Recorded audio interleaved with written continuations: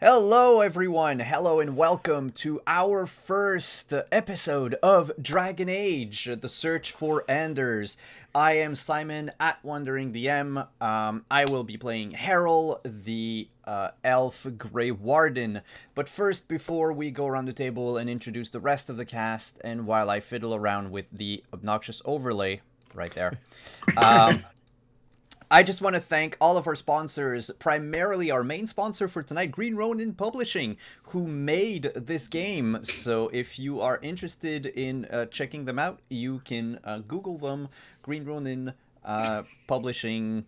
I think it's greenronin.com for their website. I am unprepared for this one. But the other sponsors I'm very well prepared for. The first sponsor is, as always, Magen Press, makers of 5th edition D&D supplements. If you want to check them out, you can go onto store.magenpress.com or use the panel down below or the link in chat, and you can use code WanderingDM to get 15% off anything that you purchase, including the Dark Matter sci-fi fantasy book that they have in hardcover, or any of the supplements that they make, such as new classes, new races, new spells, new everything. Our other sponsor for tonight is Found Familiar. If you like good coffee, like I've been drinking on every stream, check out foundfamiliar.com. Use code WanderingDM for 10% off. And if you live in the continental US, you get free shipping if you order for $50 of coffee or more. And last is our partners through the Diceomancy program, Level Up Dice. If you're interested in shiny dice, yes, if you can see what Tanya is showing at the moment, they make dice out of metals, out of stone, and semi-precious stones. If you want to check them out, either use the link in chat or the purple torch down below. Every click, every sale helps us here give you more goodies, such as the set of chip hematite dice that we gave away last week to one of our viewers. Without further ado, let's go around the table, introduce the rest of the cast. We'll go clockwise from myself, finishing up with our illustrious GM. So let's begin with Deirdre. Hi, how are you? I'm great. Hey y'all, you know me. I'm your friendly neighborhood Deirdre, or Prax, as you see me hanging out in the Twitch chat, and I'll be playing Visaria. Verisa, not Versaria, Verisa. She's an elf. Can't wait to see what else happens. Good. Next up is a new face on the channel, a new face to streaming period. Andrew, hi, how are you? Hi, I'm good. So, I'm going to be playing Bastien. He is a warrior. Pretty much it. Big sword, swing, kill. Cool. And next up on the other side of the overlay, since I had made a mistake and messed up 2 people, that would be Kelly's turn. Oh no, I'm half Eugenio and half me. We are living our best life. Oh my god. Oh god. Singular life, though. Just the We one need of to us do like together. Victor Victoria or something. Yes. Eugenio, yes. Okay, sorry. Nerd alert. Hi, What? You two nerds? I know, right? Oh. I'm Kelly. I am the opera geek, and I know absolutely nothing about Dragon Age, which has been a running joke during the entire preparation process. I will be playing Mavia, who is a dwarf, who is totally an adventurer, who is reliable. Yes, that is all. God. Okay. All right, then moving on to our next cast member, Eugenio. Hi, nice to see you on the channel. Thanks. It's nice to be here. Hi, everybody. I'm Eugenio. Sometimes, though not tonight, known as your friendly neighborhood dungeon master, DM Jazzy Hands. I'm going to be playing Zalanas, an elf mage who has a very tragic backstory, because what would an adventurer be without one of those? But all we need to know for right now is that he is a Dalish elf and a mage, was the mage for his clan. It took everything I had, not to just Mandorian, but okay. No. I didn't. I wasn't going to let you. Fair. And last but not least, to shepherd all of us across Okay. Thetis, or to what's the word again? Herd of cats. Kill us. Yes, Kill us. or Kill kill us. us. Is our illustrious GM in this case actually Tanya? Hi, welcome to the channel. Hi, everybody. My name's Tanya. You probably know me as Cyphertier everywhere online. Also, as Celise Astorio on Rivals Waterdeep. So I get a chance to be the DM for a while. This is going to be high comedy. Just a quick note. We are going to have a little bit of exposition. So if you're not familiar with Dragon Age, you can kind of get familiar. And also, if you don't know anything about Dragon Age, that's totally fine because we're going to go off the rails entirely soon. So it's a-okay if you know nothing about the game. That was for the players too, right? Yes. I mean, we've already veered away off the rails a little bit. So let's see what happens. Famous last words. You know, the rails fell off during session 0. So I just don't. I think they just rusted and fell away between Sunday and today. There weren't many to begin with. All right, are you all ready for this shenaniganry? Hells yeah. Yeah. All right. And from the chat, please give us a little grace, as not everyone in the game is familiar with Dragon Age. I am unfortunately a walking encyclopedia of it, but I'm not going to subject my players to being that nerd about lore, nor those that are watching. So, all of you have received a summons, a lovely letter that one of our players also shared on Twitter. But if you could share that. On the overlay? On the overlay if possible. If not, Yes. That is totally okay. Because I can also read the letter because, hey, reading is fundamental and I can do that. Yeah, the letter is also going to be on the overlay in 2 seconds. Whoa! Big thing all over the place. Yes, a huge... That's what she said. Oh my god. Ah. We've been on for 5 minutes. Well, all right. So, the ambassador to the Inquisition, Lady Josephine Montelier, has sent all of you the same letter. And it reads, a summons from the Inquisition penned on 941 Dragon, 10th day of Blooming Tide. You are summoned to Skyhold, home of the Inquisition, to assist in the hunt and arrest of the wanted rogue apostate, Anders. Details will be given upon your arrival. We expect you no later than 15th Justinian. Cordially, Ambassador Josephine Montelier. So that is about a month and 5 days to get to Skyhold. And what we're going to do is join our party as they are arriving at Skyhold.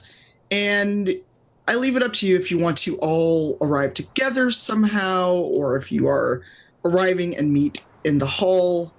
But the scene, as it were, is a few months after the destruction of Skyhold. I'm sorry, the destruction of Kirkwall, not Skyhold. That would be a real short show. So from what you all know, there's a rogue apostate named Anders who destroyed the Kirkwall Chantry, thereby kicking off the Mage and Templar War. And all of you, from wherever you're coming from, know this one fact, and you now know that the Inquisitor would really, really like your help in tracking down Anders. All of you have traveled from various places around Thetis, which is why you got over a month to get there.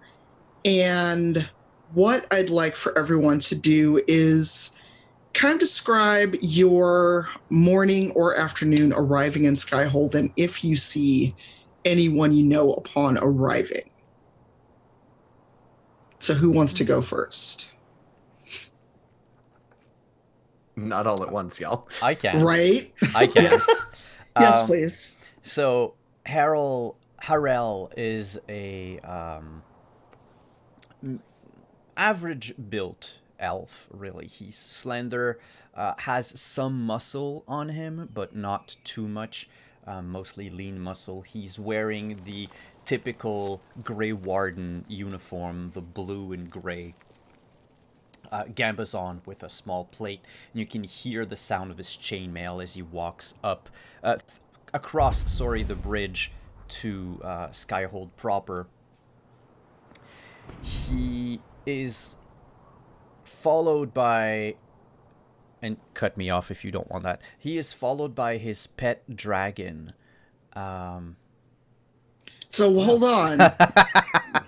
No. Is this a full-grown dragon, a dragonling? No, I'm kidding. He's actually followed by his horse, upon which all of his equipment and trapping are laid.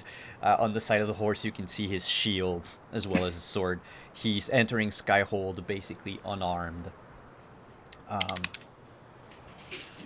So as you enter Skyhold and they see you on your horse, they're kind of curious because people know who the Grey Wardens are, but rarely do they see an Elven Warden. The person that must be their seneschal or stable master comes up to you. Sarah Warden, what brings you to our fortress? I've received an invitation from Ambassador Montilier. Let me see that. Sure, and I'll produce the letter out of my pouch. They read it over and they still kind of give you a weird look because wardens don't normally come this far. And they're like, all right, let me take care of your steed. So he hands your horse off to a stable boy and points you toward the long winding staircase. Go in there, ask for Ambassador Montelier or her servant, and they will get you housed. Is there anything you need besides taking care of your horse? The road has been long, but if you tell me that the ambassador or her servant will find me some place to rest, I would welcome stretching my legs for a while. Yes, they will make sure that you are housed and fed when you're ready, and at the 6th bell, make sure that you are in the Great Hall. Oh, will do. Until then, obviously you are welcome. You are a guest of Skyhold. Just be mindful of the practice area. Some of our rangers can be a little enthusiastic. Noted. And I'll make my way to where he is indicated, the grand spiral staircase that goes up. Yes. All right. Who wants to arrive next at Skyhold? I will. So walking up to the gates of Skyhold is another elf. All of the elves. We're the most punctual, apparently. Walking up, dark-skinned in green and brown robes, with a large staff in one hand that's topped by, it's not exactly an emerald. The color green of this gemstone is somewhat darker and deeper than an emerald, but it perfectly matches his bright green eyes as he walks up. He has a series of tattoos all across the upper part of his face that sort of look like a tree branches and roots. The roots sort of coming down across his cheekbones and the branches all across his forehead and temples. And he sort of plants his staff and takes a look around and takes a deep breath and sort of shakes his head and begins to walk towards the gate when he spots someone else coming down the road just behind him and turns and is somewhat surprised to see, I guess, a familiar face that I haven't seen in a long time. Oh, who is it that you see? He sees another elf. Of course, the elves are punctual. We arrive precisely when we mean to. She's a little, about 5'9", slender, moves quietly, doesn't seem to make a lot of sound as she walks. She's dressed in green and brown leathers with a fitted leather coat over, long boots. Her hair is braided back tight, and you can see the quiver and end of a recurved longbow behind her on her shoulder as another younger Dalish elf appears. Her tattoos are different. They're look almost okay. Dude, I can't figure out how to describe Dermathian Valasin. We're just going to go with it. You'll see the art. I was gonna say we'll see the art next week. Well, that I mean, and it sounds like it could be similar to this other elf you've come across. Yes, they're similar but still different. She is surprised and happy to see him. Are you sure that you're happy? He's about to get abandoned. So you know what? Just because you sounded so hesitant about that, I want you to roll for me. Yeah. Rolling my rolling, DM. First second, roll of the game. First The roll. DM will tell you in one moment because the DM has to find the character sheets. What I would like you to roll is perception. And that's going to be your 3d6 plus 3. Which one? Hearing or seeing? Seeing. Cool. I'm sorry, 3d6 plus 2. And I get the bonus for. So Well, it's that ain't bad. because I have focus in it, so it's Nice. ability and focus. So 10 and then 3 and 5. 10 plus 5 and then 5 on the dragon die. So 20 altogether. Yeah, you know who this elf is. You recognize them before they even say a word to you. Yeah. She is surprised and happy, but questioning because as far as she was aware, this particular elf was very not living. Yeah, I think Zalanos is the top of the gem at the top of his staff sort of glows because his first assumption is that you are not, in fact, who you appear to be. But seeing the confusion and the surprise on your face, I will give you a very specific elven greeting just to see how you respond. She responds flawlessly and relatively happily, and comes closer much quicker. The light goes out in my staff, and it's you have to be venerable and all that, but about as close to a run as you can get without running towards you, and just sort of staring in disbelief. Venerable running. Yes. Oh my god. To be clear, Zalanos is not old, but his, as we'll come to find out, his former station makes him feel like he should be. Exactly. And so when we finally are there, I honestly don't know what to say. So I think I just say, again, still in Elven, I'm so glad to see you. Are there others? Not that I have seen. None. We have much to catch up on and much to discuss, but we should perhaps find a private place, not out on the road, to do so later. And you come for the Inquisitor as well? I do, and it's, I suppose, no surprise that she found you as well and brought you here. Hopefully. It's not bad things, then. Shall we? Yes, after you, of course.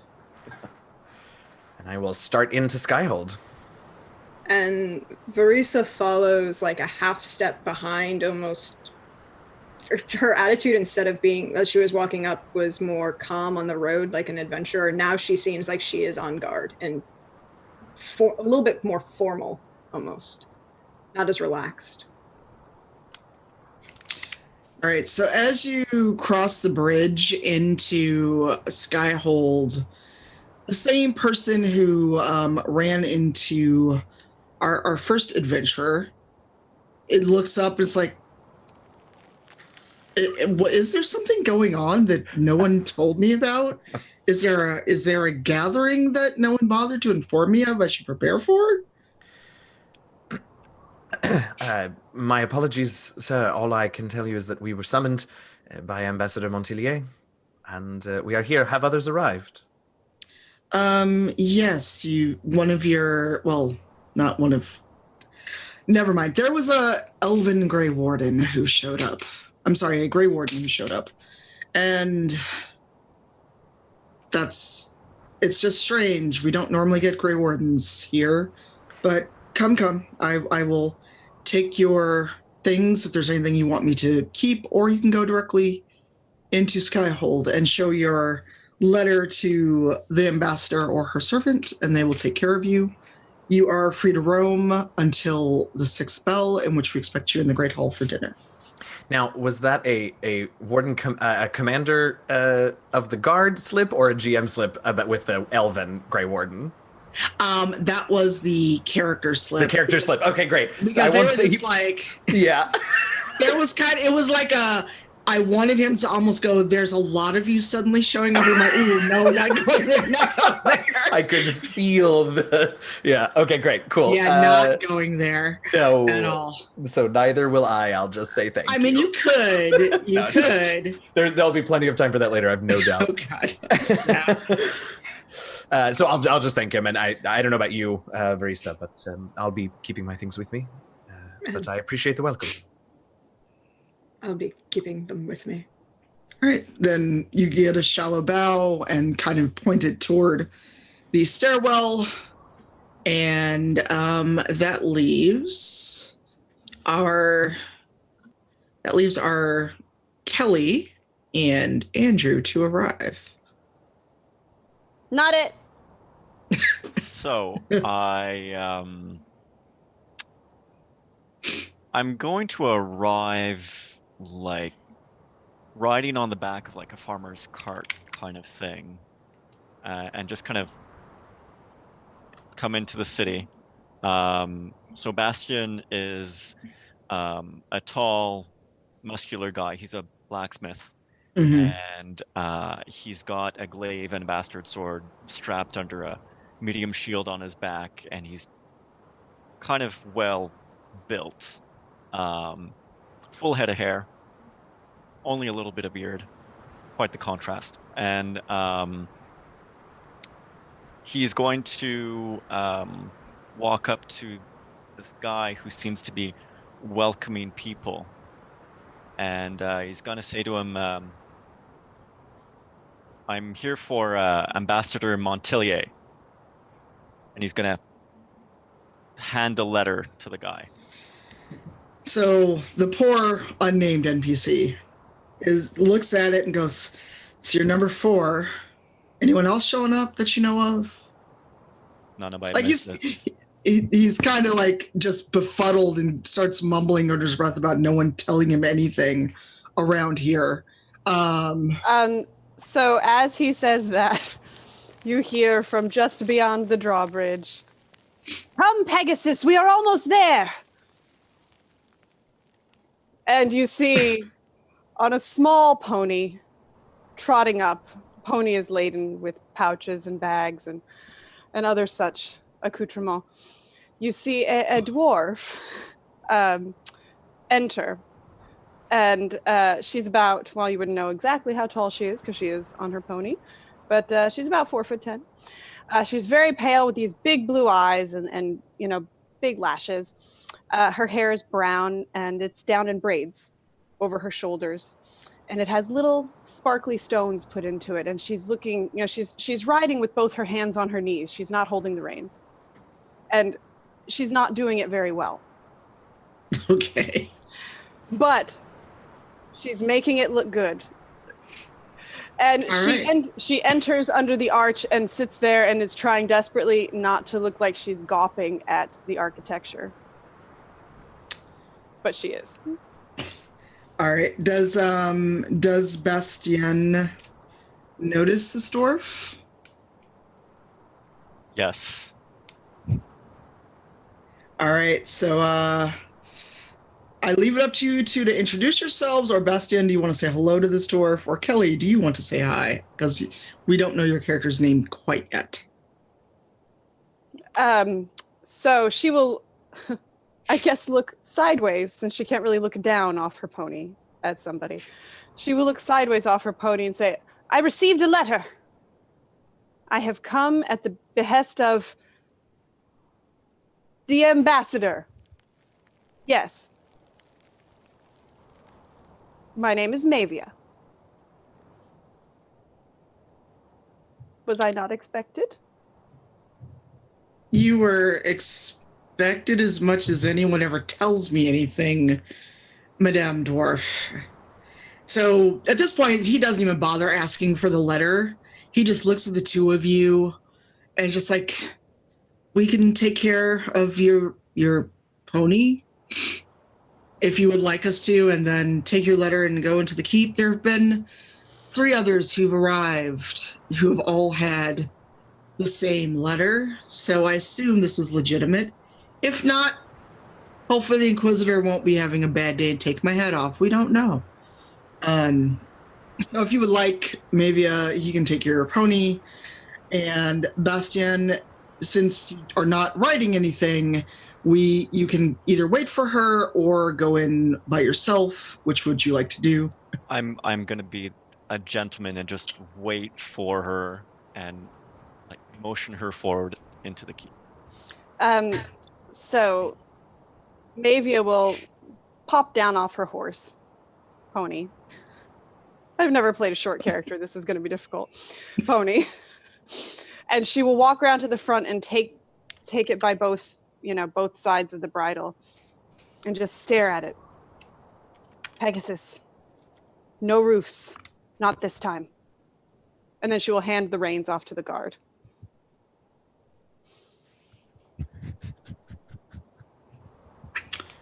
The guard doesn't even bother to ask what you meant by no roofs, because at this point he just wants to go to the tavern and have a very stiff drink of ale, because he figures someone is playing a terrible prank on him, or the Inquisitor once again has not bothered to tell him about anything.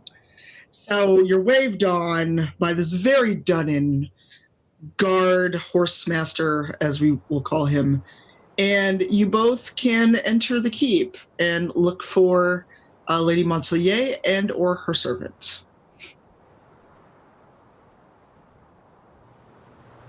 So, and she looks up at Bastien. What are you here for? The same as you, my fine lady.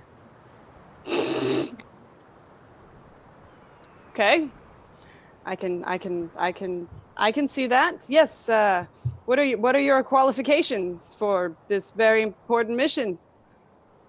They're on my back. And he points to his like glaive and bastard sword and shield. She leans back, like very slowly. Why would you carry your swords on your back? It's very silly. Oh well. And she just kind of moves forward straight into the keep. I follow.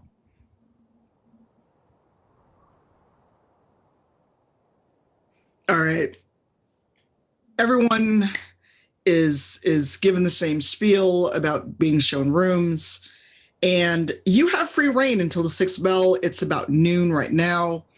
So if you would like to go to lunch, because you passed the Great Hall on the way to being shown accommodations, you can do that. You can wander the keep. You can somehow, through the magic of hand-wavy DMness, all wind up together before the feast. Or you are 2 elves that have been reunited, can have a lovely moment, depending on what you would like to do. Yeah, I mean, I think as soon as we're shown to, our chambers or wherever it is that we were being shown, I mean, we have a fair bit to catch up on. So I think it's probably having a seat and rapid fire, elven catching up. Do you want to roleplay that a bit for the audience, or would you prefer it to be kind of a fade to black long camp conversation? We can do a little bit if that's all right with you. Yeah, of course. Cool. Yeah. Great. Yeah. Yeah. How did you survive? Where have you been all this time? I've been searching and have managed to find no one. They didn't confirm that I was dead when they left.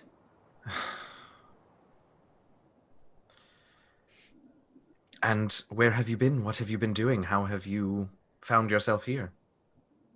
It's been over a year. I have been attempting to rectify problems and deal with. Somebody wanted us dead. Therefore, they have drawn my attention. I think perhaps I should be glad of your activities since I saw you last, but I also think perhaps I won't ask for specifics. That is probably a wise choice for your position. You realize with no one else left, with it just being the two of us, we have a very strong opportunity being here at the behest of the Inquisitor to find some way to begin anew, to rebuild with protections that perhaps we did not have before, both my own and perhaps the Inquisitor's. Hopefully. I will caution that I would desire to make sure that I know who and how they discovered before we attempt to rebuild, and would merely draw attention again, and repeated actions would not be appreciated. Of course. It's thinking like that make me confident that you being my first is the right decision. If that is your choice, sir. I don't see as we have another. We'll discuss it more in time. It is a big decision for the both of us. But for now, let us celebrate that we individually are not the only ones left, that there is hope for the clan's future. There is hope, and that means that things can improve. You're correct, sir. It's good to see you, Verisa. It's good to see you as well, sir. I'm glad that we did not fail entirely.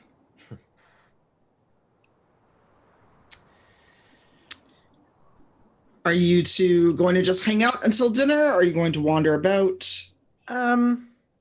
Might get some food, but I don't know that I want to spend a ton of time interacting with other people quite yet until we find out why we're here. All right, Yeah. that's fair. I think Verisa is on the bodyguard kind of duty at this point, and is like, no. Go to the privy at some point and be, it's all right, Verisa. I appreciate it, but I'll do this one on my own. Oh God! Wow! Wow!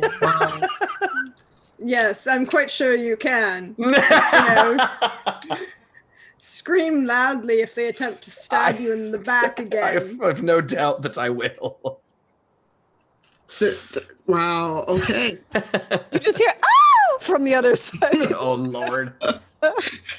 Oh my God. Wow. All right. So as you try to get rid of your shadow and enough to go to the bathroom, Yeah.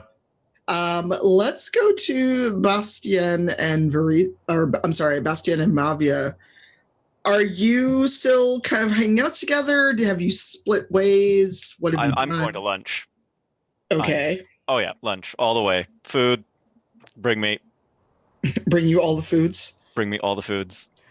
She is walking behind him, nodding grandly at everybody she sees, and she's kind of talking out of the side of her mouth. She says, "Do you know if the food's free?"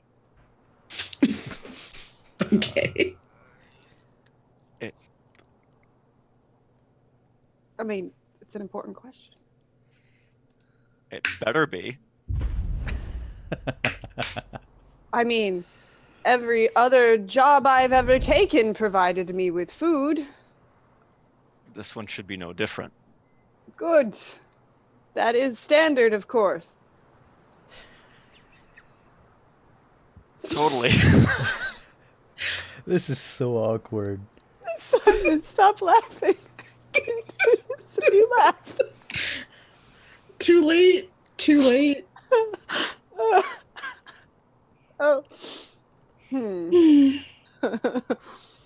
So, you've been here before? Never.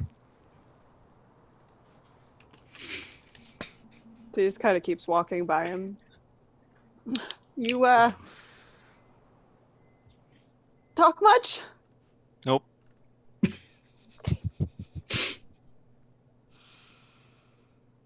So where's the food? I thought you knew. So Bastion is just gonna look around for the Great Hall. Well, the Great Hall is not hard to miss. There's a lot of traffic in and out. And also, as you make your way back down the stairs, you start to smell what was probably like some kind of roast meat, maybe roast boar, pig. And it is unmistakably lunchtime. There are people coming in and out. This isn't like the Great Hall in the sense of everyone in Skyhold comes through, but a lot of the officers, a lot of the nobles that have now kind of taken space in Skyhold, whether or not the Inquisitor wants them there, are just kind of there for the duration. And you can't miss the very long tables and, you know, one very kind of long banquet table with people coming by and refreshing both meat and vegetables and tankards of ale just being passed out. You can have water if you like, but pro tip, it's probably safer to drink alcohol in Thetis. So you have found the Great Hall. It is lunchtime. Bastien, since you don't talk much and you said you wanted food, you're probably making a beeline for that table, aren't you? Absolutely. You just hear from behind you, "Oh, buffet!" Amavia, let's partake. Oh yeah, that's got bacon on it. Looks like more than just bacon. And she will do the thing so that, you know, she has the plate, but you just see her head pop up every once in a while because she's trying to see what's on the table. She just pops up and then reaches over and grabs something. Do you need any? I Nope. can. Oh, you sure? Yep. As long as you're okay. Okay. Bastion is just gonna load up his own plate.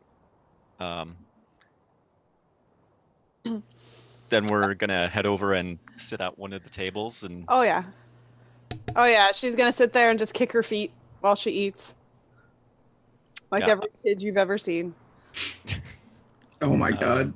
Bastion is gonna wave over like one of the staff. Ale, bring me ale. A very surly dwarven lass comes over and gives you a tankard of ale and gives you kind of a dirty look like this isn't your local bar, buddy. This is Skyhold. Thanks. And And Bastion is just gonna dig into his plate and drink his ale. Ale, please. The dwarven lass is far more friendly with you, maybe. Oh hi. She brings you a lovely tankard, and it's probably bigger than what you would have seen before, or you would have seen something like this in Orzammar rather than on the road. Mm-hmm. And she gives you a very sly wink and a smile as she leaves the tankard with you. And she will, Mavia will wink back and start drinking. But before she starts drinking, she goes, "I don't know what I just agreed to." And then she starts drinking. All right, so you are enjoying the bounty of the Inquisition's food, and that leaves us with Harold. What are you doing now that you have been shown a room, had a chance to wash off some of the road dirt? Out of curiosity, is there any music playing that I can hear? Like a place where people are merry and perhaps more entertaining than, you know, being on the road on a horse all the time. In the Great Hall, not so much. But if you take a walk around before dinner, you may find a place like that. I'll take a walk around the grounds, just to, you know, also have a look around Skyhold. I mean, I've never been here before.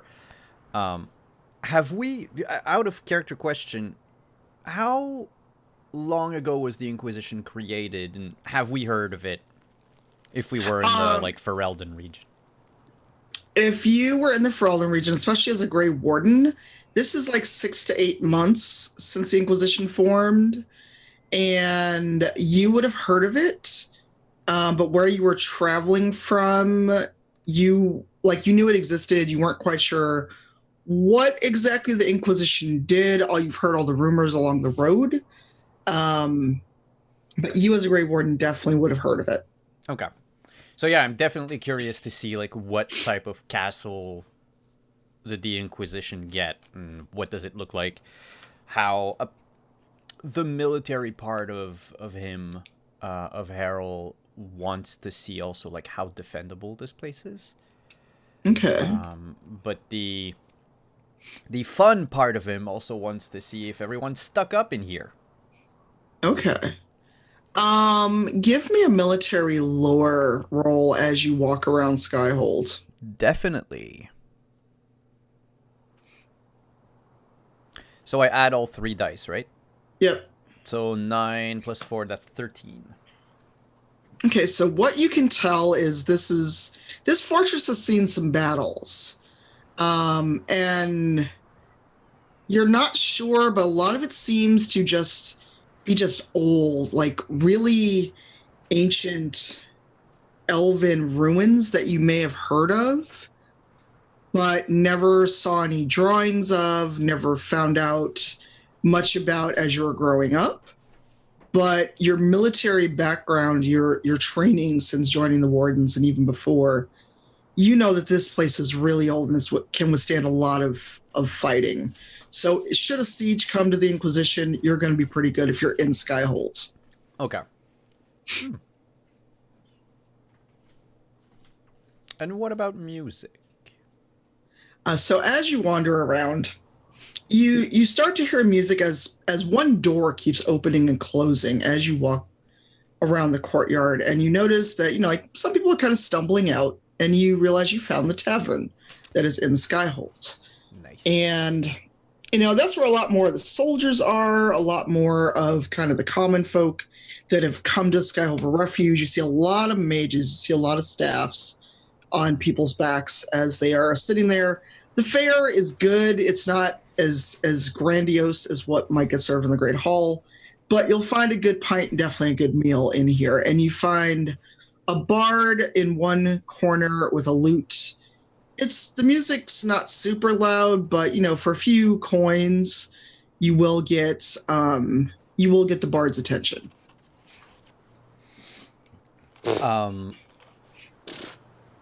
I would definitely. Harold is more in his environment when surrounded by common folk. He's less of a high and mighty person, despite being a Grey Warden. So of course he would rub elbow with the people here in the tavern, and would definitely maybe tip the bard a bit to play. What song have I heard recently that was very good? I'm trying to remember the Dragon Age songs. Does she know Sarah's song? Oh, definitely. So she does. She knows the Inquisition tales of legend, the few that there are out there so far.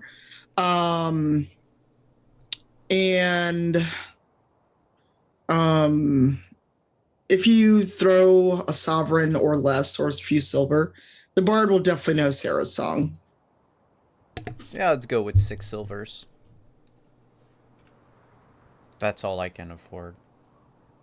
I mean, that's all right. 6 silvers it is, and soon you start hearing the refrain of Sarah's song. Yay!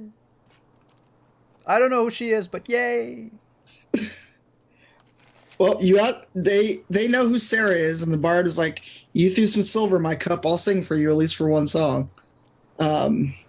You see Mavia kind of tilt her head sideways. You are not in the same area. Oh, I thought I was. Never mind.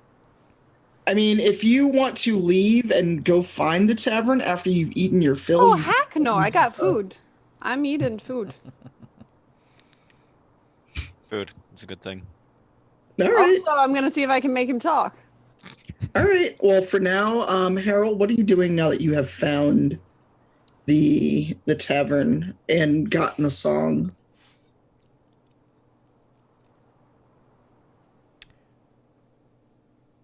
I will accost one of the mages. One that looks, friendly, talkative. That was like a cost. Yeah, sorry. That's Poor choice of fine. word. Yeah, I'm going to go up to one of the friendliest mages. Or, those that are one that's at least slightly tipsy that might be agreeable to talk. All right. So how do you approach this mage? Do Oh. you just offer them a drink or? Hey, friend. The mage looks at you as kind of like, friend, who are you? Name's Harold. I just got here to Skyhold. I was taking a look around. I saw there's a lot of mages. How Yeah. how do you fare here in Skyhold? I heard, things happen to the circle and everything, and I was just wondering. And I sit down, like if there's a nearby chair that I could sit down into as I'm talking to him. I'm just curious. Bear in mind, you don't have to answer me. I just was wondering, is all. How does the Inquisitor treat mages or others? In fact, how is the Inquisitor? The Inquisitor is a strange man when it comes to mages. Don't know a lot about him. He can be foul of temper when he chooses to be, and considering all he's been through at the hands of mages, he treats us rather fairly. But what about you? I've never actually seen a Grey Warden. Didn't think they still existed. We we are a rare breed indeed. But we do exist. I am living proof of that. At least until I hear the call. There's not a whole lot of us left. Not a whole lot. I actually haven't seen any on my travels so far. Well, aside from Logan, but that was Low gain? Logan. Yeah, the damn human names. You mean the traitor? I take a look around. Has anyone heard this? Oh, absolutely. There's a couple people who kind of are failing to not look interested in the conversation all of a sudden, because while you may have a great relationship with Logan, he really isn't well considered by many people who survived the Blight. I'm not from Ferelden. I barely know what the hell happened here. What do you mean that? Wait, you're not from Ferelden. Where are you from? Tevinter. And at this, the mage, like, they like lean back a little bit before they catch themselves, and they're like, a Grey Warden from Tevinter? That's really unheard of. Here goes. Not drunk enough to tell my life story, but I fled to. I shouldn't talk that loud. I fled to Tevinter. Why are you whispering? In case there's a Tevinter spy here. And the mage looks around, and he's just like, pretty sure there's no Tevinter spies here. Oh, good. Anyway, I left that place. And I found Logan. Well, Logan found me. Well, it was sort of a mutual finding. So let me tell you about your friend Logain. I would be delighted to hear everything you know about Logain. Oh, really? So quick Ferelden history lesson. Mhm. Logain betrayed the Wardens and his king. He let the Darkspawn kill Kaelin and Duncan. In fact, there were only 2 Wardens left to stop the Blight after his treachery. And lucky for us, maybe Andraste or Mythal was on their side. But they stopped the Blight. And Logain was given a choice. Swing or take the joining. And somehow that bastard survived. That's been his penance ever since.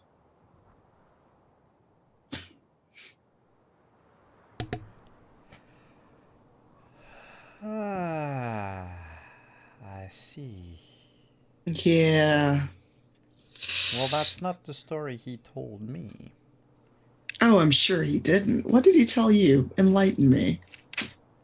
And the mage just kind of leans back. You know what, that kind of, this is going to be good. So, he told me, and without going into all the details, basically, picture the story from Dragon Age 1, replace, shit, what's his name? The king, Alistair, with Logain. Everything Alistair did, more or less, Logain put himself in his place. So Logain's the sidekick to the main character. Oh, I see. Well, he certainly wove an interesting version of events for you. But it's not like he's here, and clearly he saw something in you to put you in the blue and gray. Desperation. But from what I hear tell, that's how a lot of wardens wind up in those tabards. I bet. Well, I didn't expect such a mixed bag of emotions coming here. Let's have a drink, shall we? Sure. And then, yeah. He raises his tankard. Well, hopefully whatever the Inquisitor called you here for, it is a good reason. I hope it's not to make me answer for whatever Logain did. I doubt it. I doubt it. If he hasn't been worried about Logain in all this time, I doubt he's going to start now. You know, the big green thing in the sky? It's got way more important things to worry about. Yeah, I bet. How's that going, actually? The big green thing? Yeah. It's still there. We see the Inquisitor ride out a lot with some of his advisors, and comes back a week, 2 weeks later, looking just dead dog tired.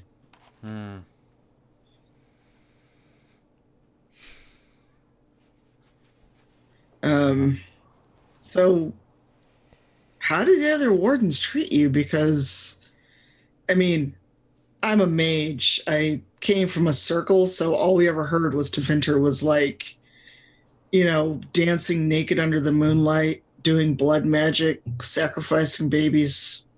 Is that true? I wish. Blood magic, yes. Dancing under the moonlight.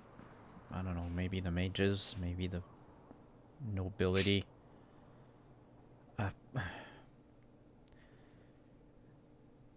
I mean, as an elf, and I point to my ears, you tend to see a lot of the worst side of people.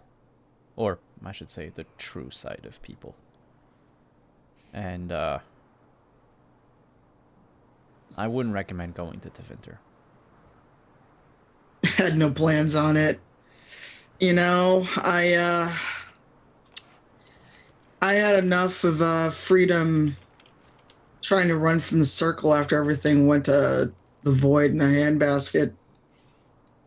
I dare say that unless I was tired of living, nothing's going to get me across that border. I've learned a lot in my time being out of the circle. So yeah, that's not anything I ever want to find out about firsthand. Avoid the place like the plague. I don't intend on returning there either. Ever. Well, you're a warden now. You don't have to. And yet, that's where Weishaupt is. That's where Weishaupt is, right? Out of game? No. Ah, shit, I thought it was in Tevinter. Nope. Weishaupt is in the Anderfells. I made a mistake! I thought there It's was okay. a Grey Warden castle in Tevinter because of the first blight and everything. Or am I getting all my lore mixed up? A little bit. Oh, okay. Yeah. That's okay. I just managed to refresh and lost the whole chat. So, so yeah. So, out of character, out of me being the DM and you being not the character. Yes. Weishaupt is the Grey Warden stronghold. It is where they're headquartered. It is in the Anderfells, and per the lore, the Grey Wardens, who are supposed to remain politically neutral, actually have a Grey Warden as a king, and they are a puppet government in the Anderfells.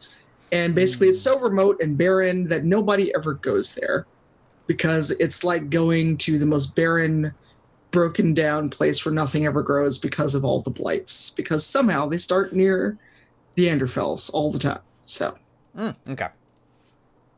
Yeah, Logain wasn't too forthcoming with the lore. he wouldn't be, especially in his position. It's probably why he was closer to the Anderfells and to Venter to begin with. He may wear the blue and gray, but a lot of Ferelden's have very long memories. Well, I'll make sure not to mention his name anywhere around here. You can mention it. I mean, you're a Grey Warden. No one's going to give you a hard time. Just be prepared for maybe some less than great conversations. Thank you for the advice. Well, would you look at that? I am requested elsewhere. I'll leave you to your drink. You just got here. Yeah. Yeah, he just waves you off like, yeah, whatever. Just go. Thanks. I'm gonna go back to my room. For All a right. moment. There were things. I mean, I learned things about Logain that I didn't think I'd learn right off the bat.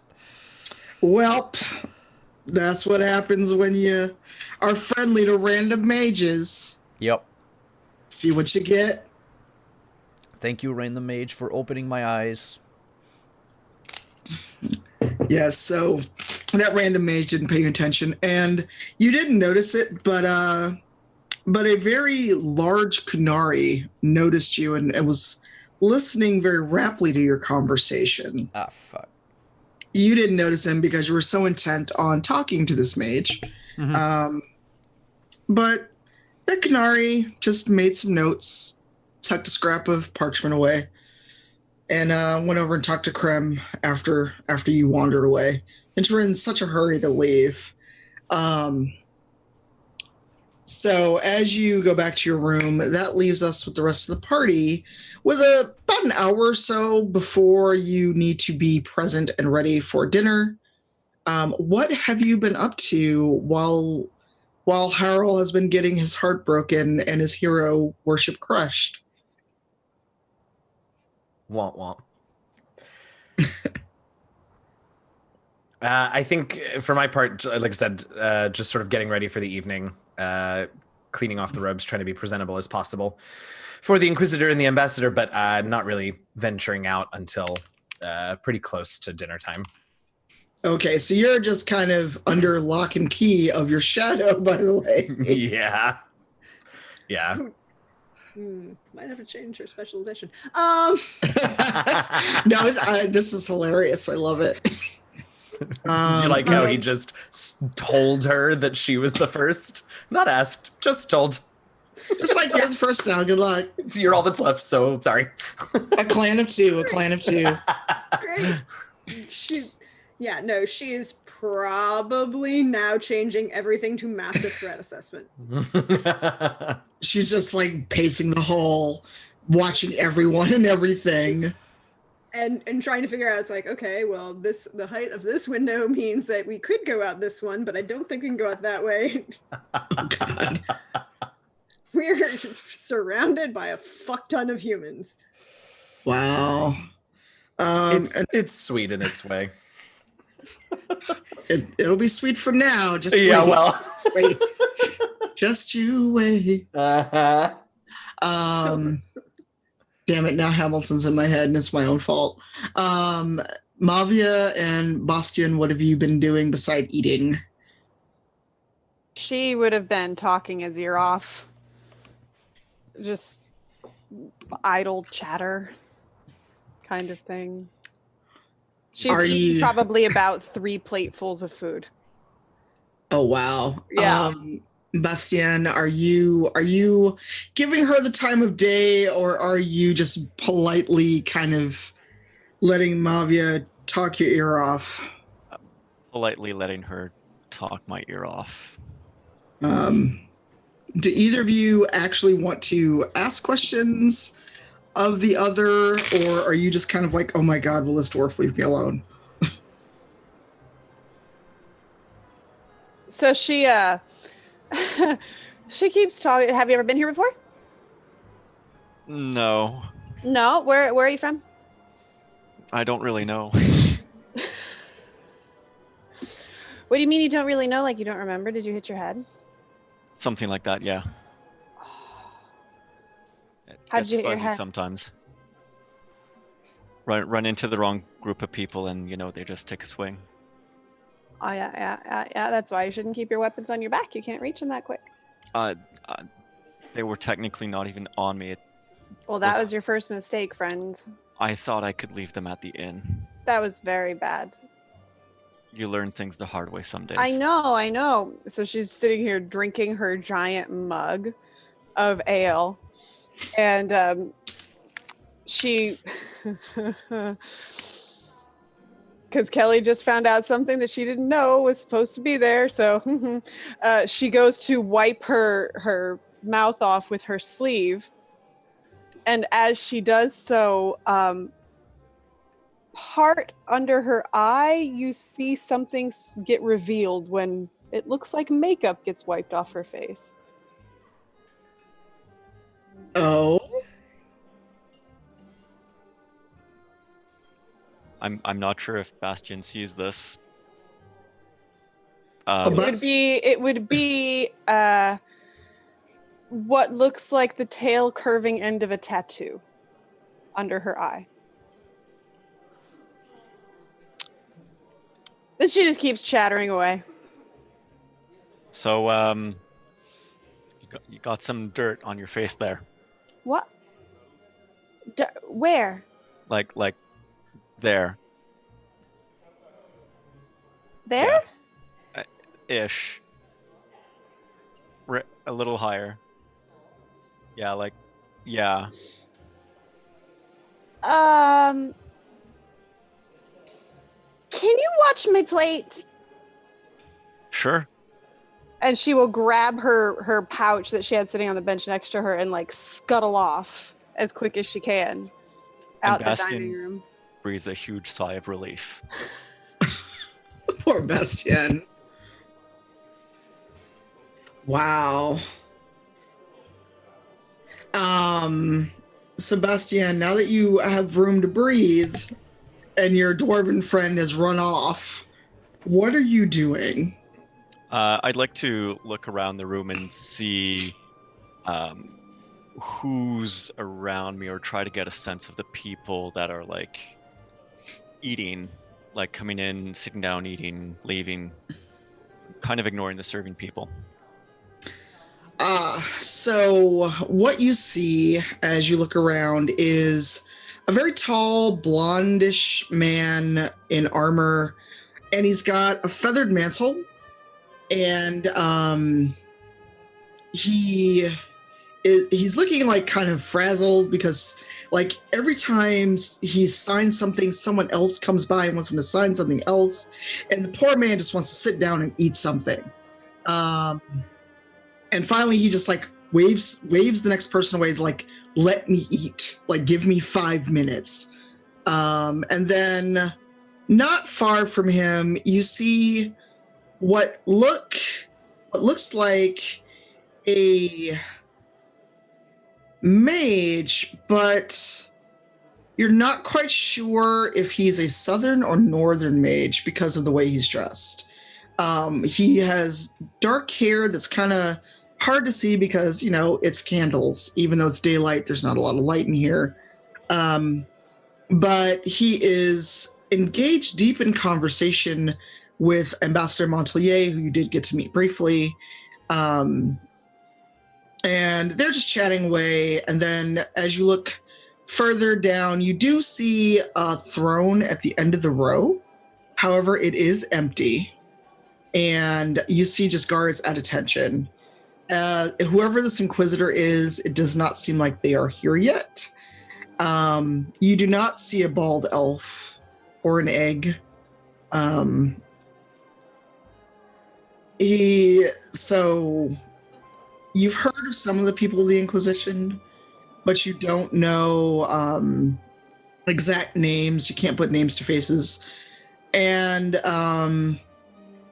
as you kind of wander and look around, the last person you notice is a beautiful, tall, dark-skinned woman in white and silver robes who is kind of talking to someone, but she's giving that begone peasant aura around her, like, how dare you talk to me? And you just kind of make a mental note of everyone that you've seen. Okay. I'm gonna wait until he takes a drink of ale to pop up back behind him. Okay, are you trying to scare him or just like wind him back into the table? Nope, that's just when I'm back. Okay.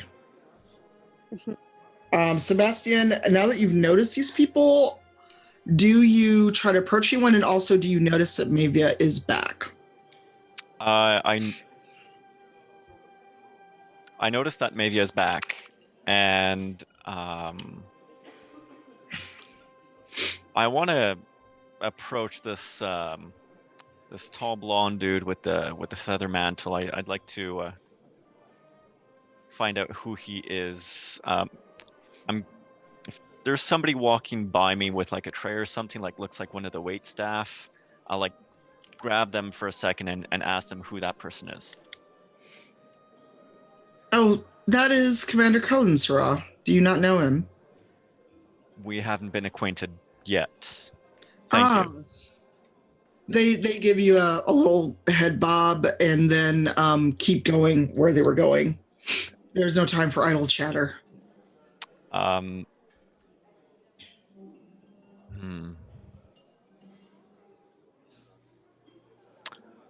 What's Mavia doing behind me?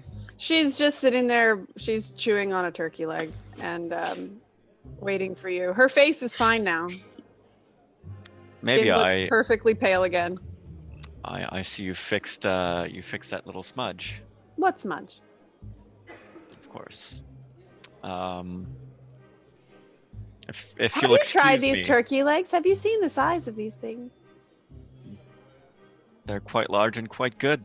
There are more on the table, and he points towards the buffet and kind of tries to like awkwardly step away. Nope. She just walks alongside him with the turkey leg. So do you know anybody here? Not yet. Mm. Would be interesting to go say hello to some of these people, don't you think? We should. Agreed. Who would you like to speak with?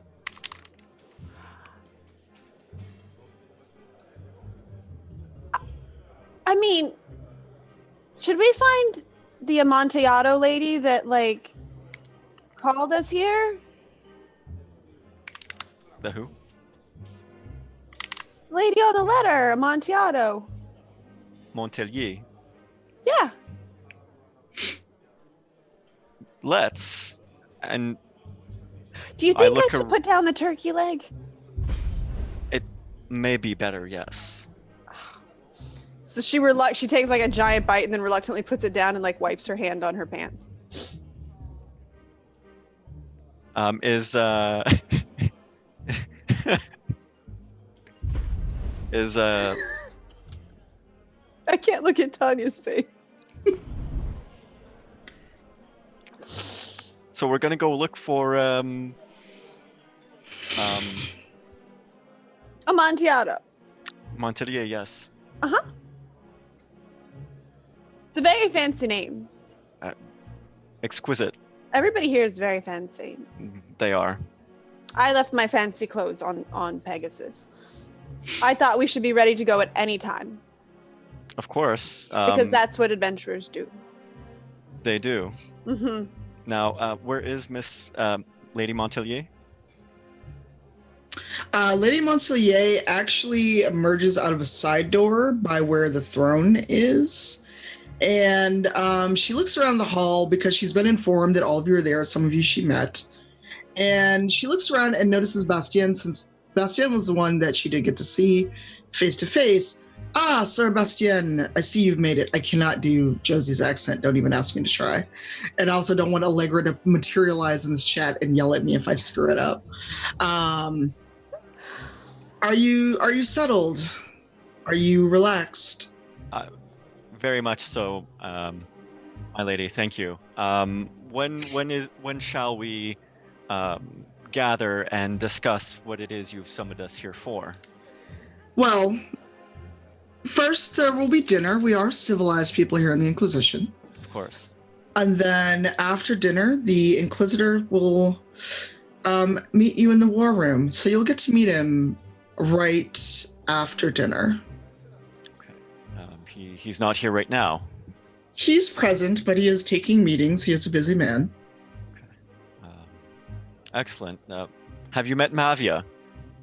And No, I've not had the pleasure. And she gives you a dip of the head. And she also Hi. looks at her clipboard and marks that off. Hello. Welcome. Hello. Thank you. Your dress is extremely fancy. Oh, thank you. I left my fancy clothes on by a horse. Oni.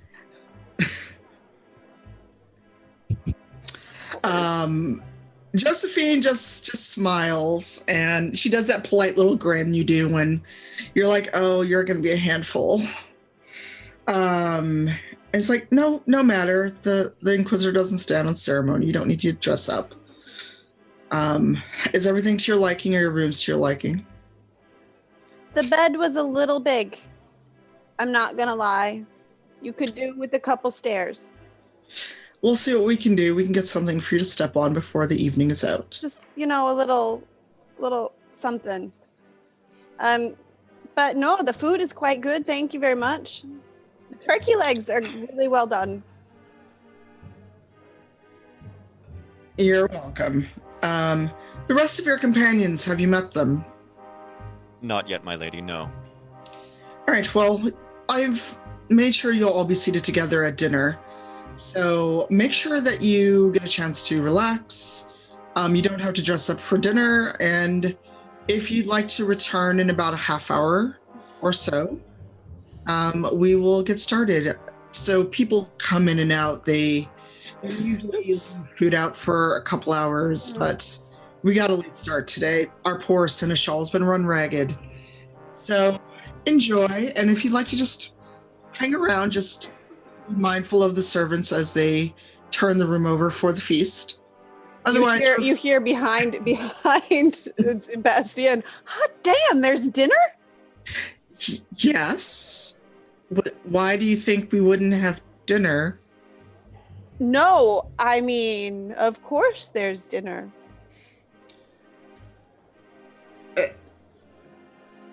Milady Dwarf, are you unaccustomed to those that hire you feeding you? No, Every job I've ever had, they have fed me. They have fed me 4 times a day. She just like makes a little note. It's like 4. Yes. What is the 4th meal? Don't say second Second- breakfast. Breakfast. Shoot. Damn it. I was that is the snack meal.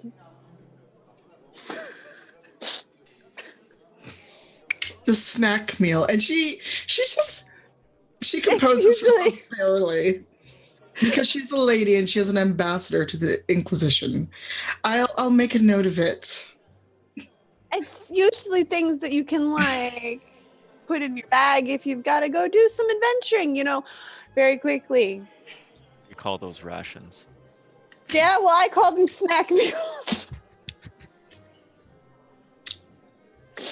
I will make sure that you are fed and that we send you with rations when you sub on your quest. Now, really good jobs give you 5 meals.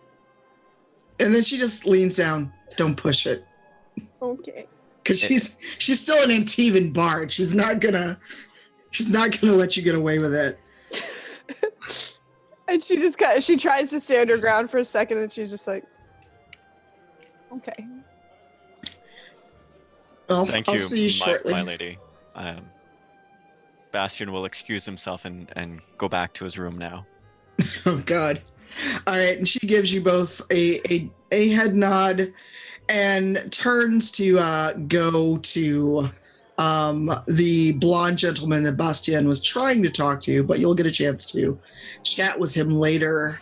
As everyone is in their room, kind of prepping for dinner, I think this is a great spot to take a little bit of a break. Everyone, please go stretch, go hydrate, and when we come back, you get to meet the Inquisitor. Nice. We'll be back in about 5 to 10 minutes, everyone. Stick around.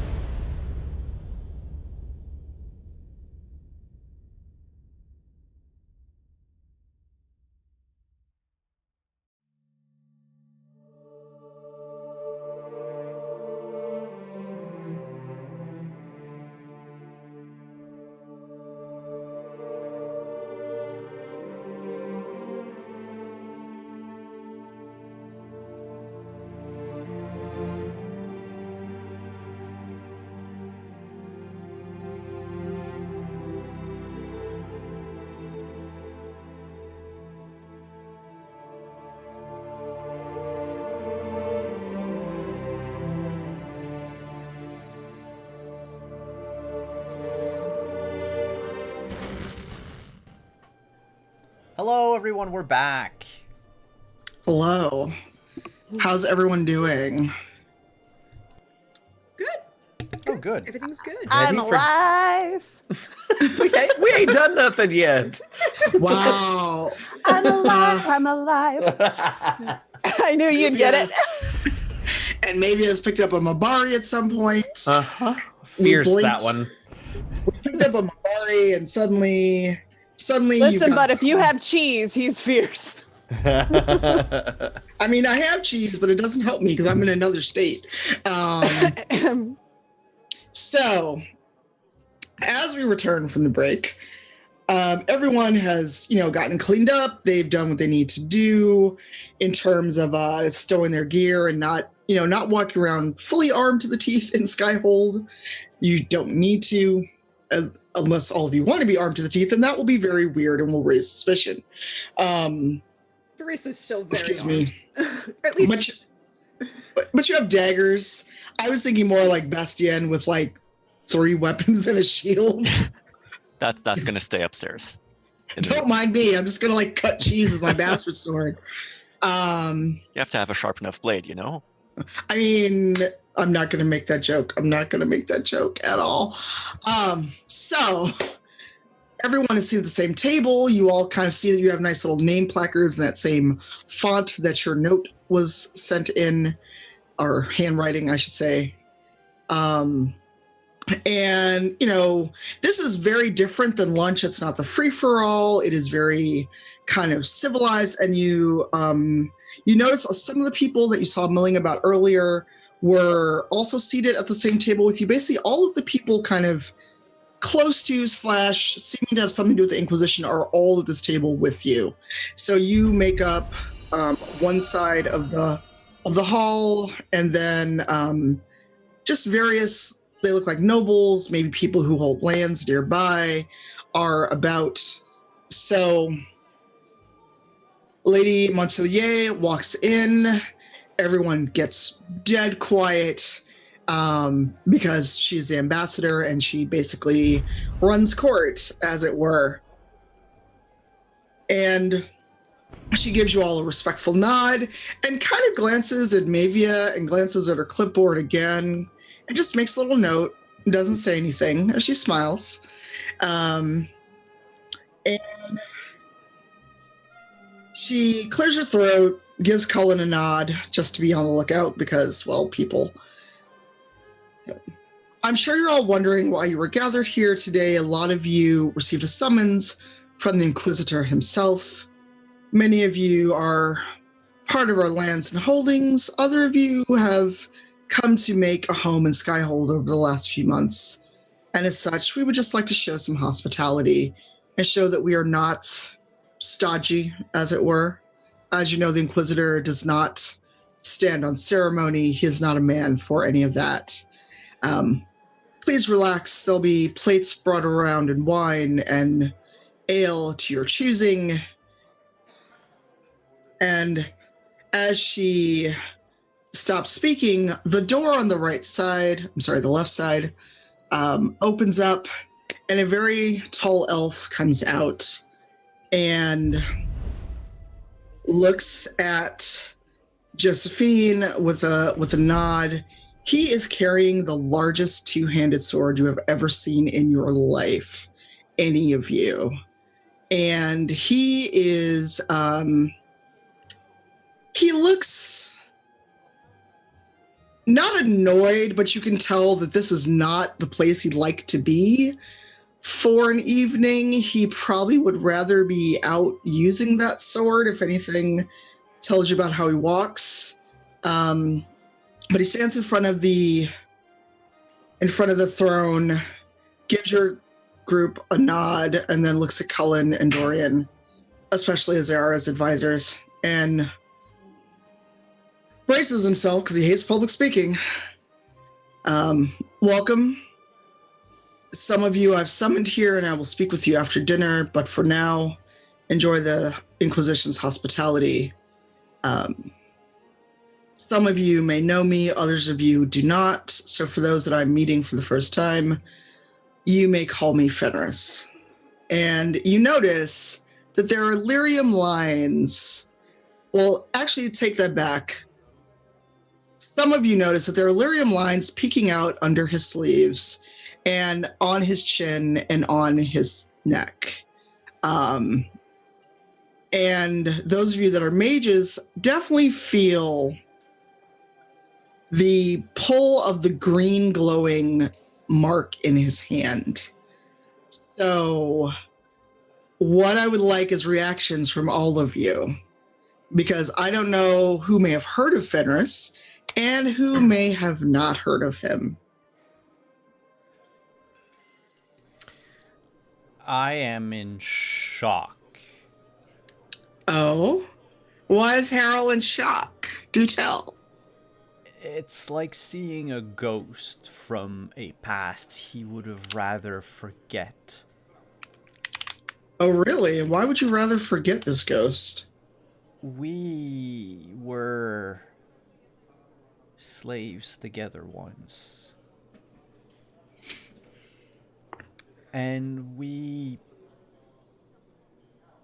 had... I'd say I'd be lying if I said I'd only have admiration for Fenris. That was perhaps something more. But Fenris fled our master. One day Denarius came back without Fenris. I escaped not long after, but I heard rumors that Fenris was on the run, was giving back to Tevinter what they deserved.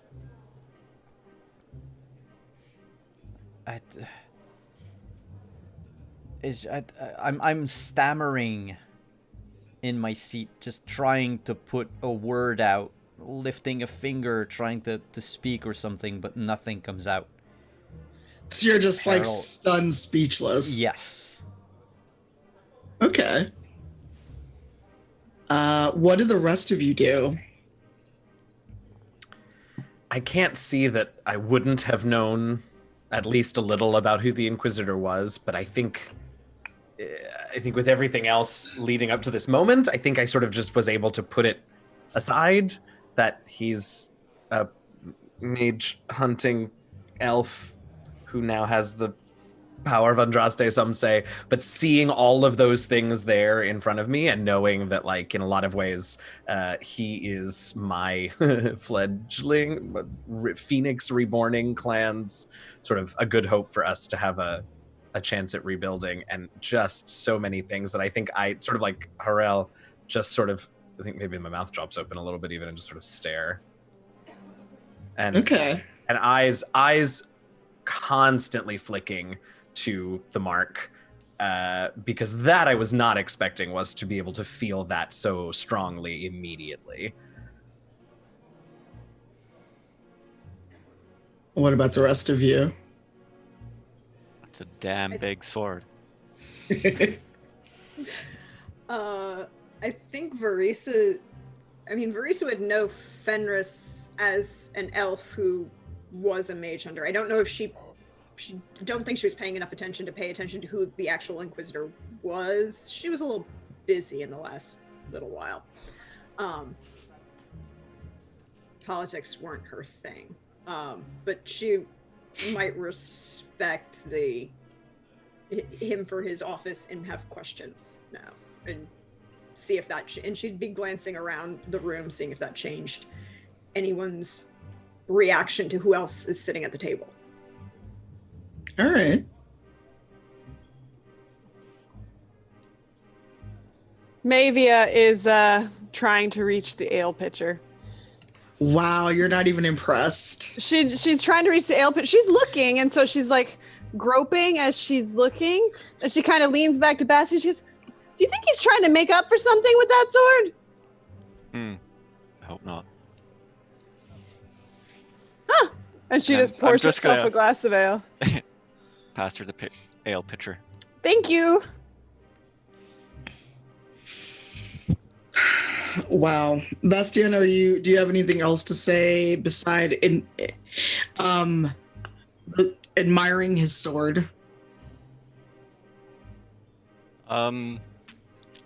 Actually, Bastian, much as he's admiring the craftsmanship of the sword, is kind of looking around at other people's reactions. He's not very politically inclined or necessarily aware of who Fenris is that much. Kind of rings a bit of a bell, but meh. Okay. Yeah, he's more like, okay, well, that's the Inquisitor. That's fine. That's a very fine blade, and just looking around the table a little bit to see other people's reaction too. Okay. So, he takes a seat at the far end of the table, sitting between Cullen and Dorian, and then there's someone across from him in armor that maybe if anyone's from Ferelden, you can do a history check if you've got some kind of martial history or lore to see if you recognize the person sitting across from Inquisitor Fenris. Military lore? Sure. Either military or some kind of history or Thedasian lore or history in general as a skill, as a specialty. Would no, I haven't been in Ferelden long enough, I don't think. How about cultural lore? Sure. Okay. Why not? 10, 19 for me. Okay. Bear with me, I'm bad at math. 11. That's okay. I'm just a freak. It's fine. Stop. Zalanis definitely recognizes the person sitting across from Fenris as the esteemed champion of Kirkwall. Not everyone was sure what happened to the champion after the explosion, and no one really talks to the champion. They're very much almost like guarded, like they're there because they have to be there, not because they want to be there. That Hawk is probably there in some capacity working with Fenris. You hope anyway, because this champion does not have the best reputation for being kind to people. He was not a really good Viscount in the short time that he served. And there are rumors of the ways in which he and Fenris would take care of rogue mages. So you are not sure exactly where Inquisitor Fenris's loyalties now lie.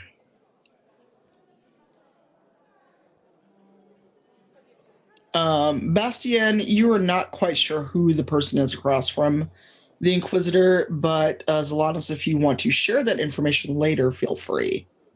Because it's loud, everyone's talking. It's like a big group dinner. Yeah. Yeah. Look who it is. No, maybe not right now. look, it's Hawk. Pointing. And then everyone turns and stares at you. So, dinner's pretty standard fare. It's hard to have a conversation because it is loud. It is a hall and bad acoustics. But eventually, everything dies down. People start to wander off, and Fenris rises, and the rest of the Inquisition kind of follows with, and Josephine summons you with a wave of the hand. And everyone gets to pass by except for Mavia. And she just taps you on the shoulder and pulls you aside and gives you that we're going to have a conversation smile. So, where is the actual Mavia? I am the actual Mavia. And she just gives you that disapproving mom stare, even though she's not a mom. She would sense no deception about the name. Not the name, but she knows the person she thought was Mavia is not who showed up. I have a letter and everything. Yes, a letter that was not sent to you. But I have it.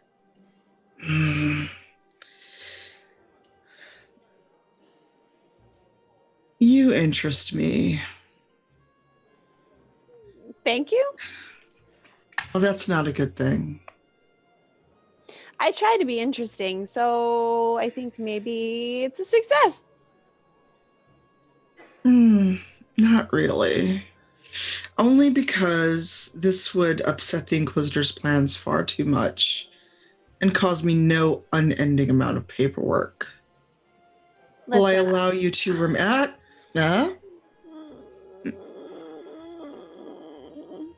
You are going to have a word with Sir Tethras before you said.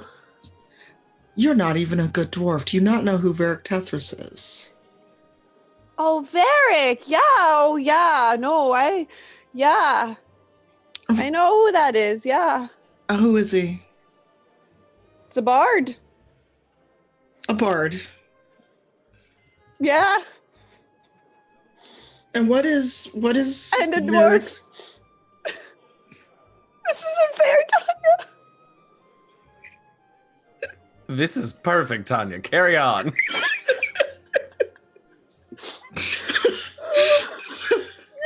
I can't Google the dog sleeping on my hand.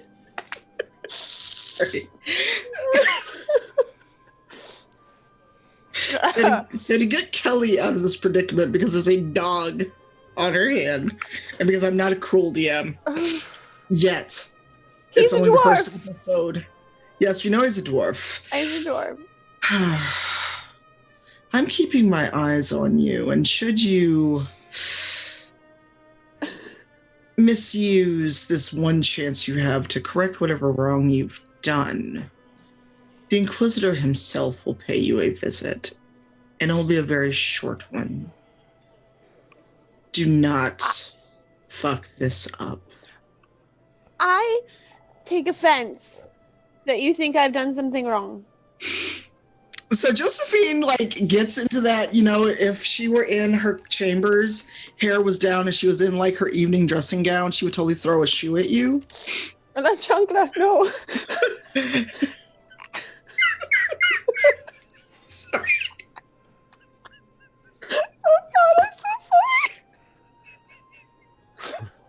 Oh, my makeup. Oh, I God. want a video of Ambassador Montelier as La Abuela. No, somebody just make That's all I want in the world. That's all I want. And she's throwing it at Fenris. Throwing her house shoes. Somebody just have the fan art of her just throwing her slipper at Mavia. Oh my God. Oh God. I'm so sorry. We've gone off the rails this episode 1. Oh God. We were never anywhere near the rails. I tried. I know you did. I made notes and everything. This is your first I put my mistake. glasses back on. Oh no. Oh God. I warned you when you asked me to be in this stream. She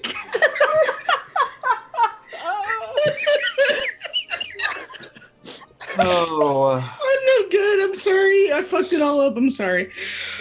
Oh, this is great. This is just great. Oh God. I just have to take my glasses off because I'm still crying. Okay, that's okay. I'm trying to tilt my head so it doesn't go over the liquid eyeliner. Okay. Okay. So Josie just gives you that stare. You know the gif where it's Josie. Oh God, what's her name? Jody. Where she has the drink and she stares at you and puts her finger up and then takes a drink. That's that moment. And she just. I will shoots you away. happily discuss anything you need with Mr. Varric. All right. I will set an appointment with him for you before tomorrow, before you leave on your mission. Now go. I just wanted to point out there were no stairs to my bed. She just gives you the filthiest glare. I'm gonna go. She gets out. She's gonna stab you with that quill that she always carries.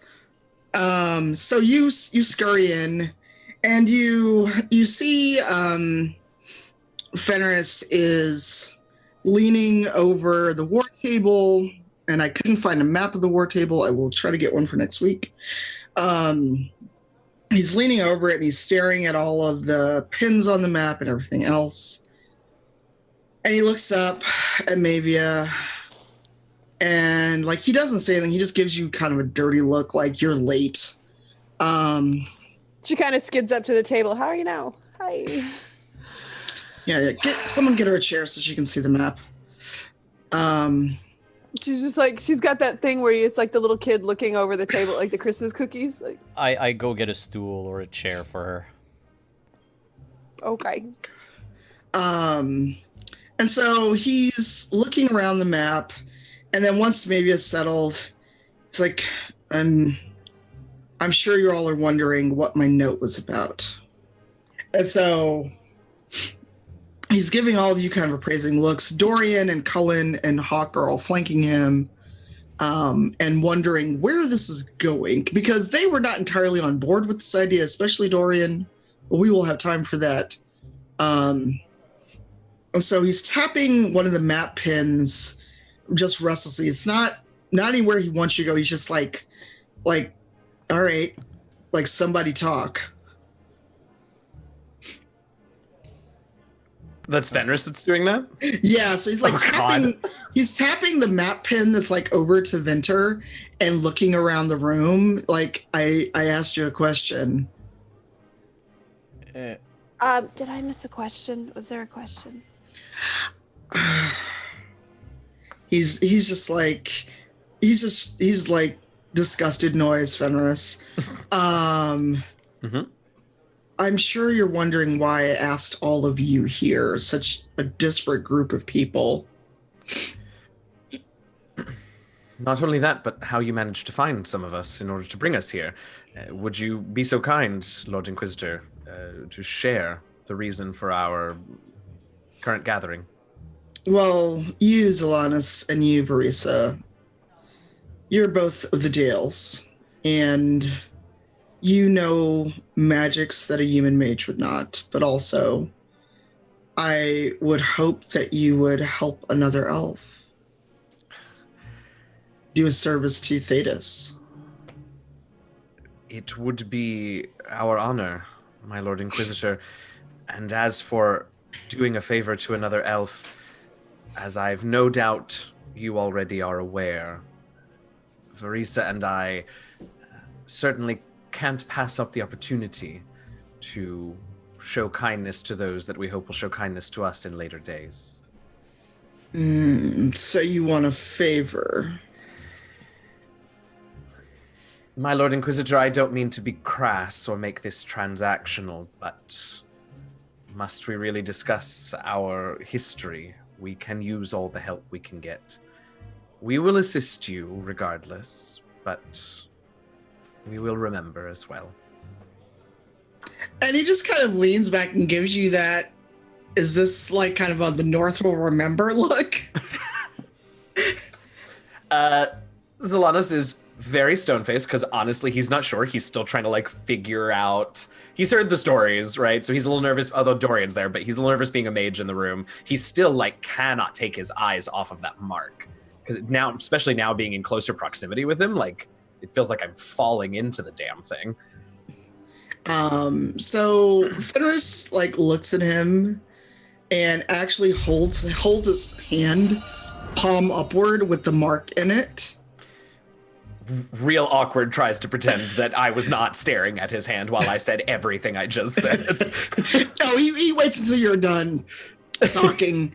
He's just like, look, all the nug and pony show bullshit out there is for them. Ask Hawk, ask Cullen. This is the last place I'd ever want to be. These idiots think I'm some Herald of Andraste when all I wanted to do was hang out, stay with Hawk, do something besides just killing people for once in my life, and now look at me. I'm no herald, I'm no fucking hero.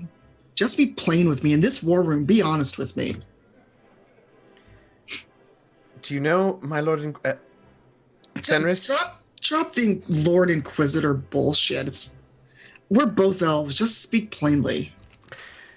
Do you know, Fenris, I don't think I've felt my shoulders drop from my ears in a year and a half. But everything that you just said reassures me, although it also surprises me a bit. Yes, we'll do as you ask. We'll help you to finish off whatever it is you need to finish. Hopefully return to a quieter life, and when it's all done, I'll ask that whatever sway you have in the region you use to help protect Verisa and I as we attempt to rebuild our devastated clan. Well, the Inquisition's resources will be at your disposal. Much appreciated. There are my reasons for wanting to find Anders. And once you've apprehended him, I will explain them. Is that why we're here then? Yes. Marisa, you've been quiet. Do you have anything to say to me? My lord, the keeper speaks for me. Verisa, that's not necessary. If you become my first, you will have a voice as well, of course. Of course. Fine, then. I desire to kill a bunch of people. You think that you have stopped. That's quite appreciable. I wish to ensure the safety of certain people now under my charge. Oh, there's been nothing but killing since I woke up with this mark in my hand. So, my blade is still wet with blood no matter what I do. And Mavia leans back to look at it. And he notices because he's taller than, I mean, he's tall for an elf. He's not taller than the humans in the room, but he's definitely taller than Mavia. So he like turns his head. What are you doing? Nothing. It's a sword. You've never seen a sword before. You're a dwarf. Surely you've seen weaponry. So many weapons. So many. But yes, I was listening carefully to the other elf. The other elf. Mm-hmm. Which one would that be? There's 3 of us. The 4. I don't 4. I don't know your name. To Verisa. Okay, great. Verisa. Verisa. Yes. You remind me of Varric and Dagna. Just what I needed, another smart mouth dwarf around the keep. My hair wasn't already white, it would be now. I mean, to be fair, we're very good companions, and we don't take up much space. Oh, believe me, Varric takes up a lot of space. You wouldn't think he does. So, I see daggers on your belt. A rogue, then. Yes, sir. So you came recommended based on hearsay and on some accounts of those that have seen you killed quietly and quickly. Maybe you have heard of our spy masters, Everin Arinai. Oh, yep. Absolutely have. Very famous. Yes. And he's still alive, which a lot of crows don't manage by that age. Nope. I'm sure he'll be happy to trade stories of jobs gone well with you. Oh, you know, I have so many job stories. Yep. Happy to share. He knows that you're bullshitting him. He just gives you a little quirk of the lips like, And he just leans over and writes a note on Josephine's tablet. And then she's on her tiptoes trying to figure out what he wrote. You can't see it. And then he notices Bastien and Harrell. And Bastien, he notices all of your weaponry and your armor. And you, I've heard stories of both your smithing and your prowess with all that cutlery on your back. I need someone who can be trustworthy in the field, but also who can take a man without hesitation. His blood, rather. His head. Either way.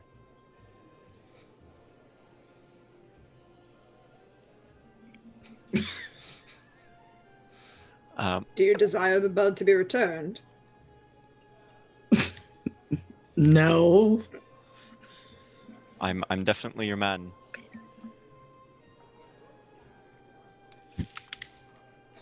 Well, if the tales I've heard of you are to be believed, you also have some talents that will be useful in case you come across blood mages or the like. I believe you were trying to become a Templar, correct? Yes, my lord. Drop the my lord. I'm not Yes. Fenris, or if you simply must when we're not in this chamber, Inquisitor Hawk will do. But I've heard tales of your prowess in combat and your skills in subduing mages in a way that is not always lethal, which, believe it or not, I don't always want to murder every mage that I've seen. And with that, he looks dead at Harold. Harold has this face since the beginning.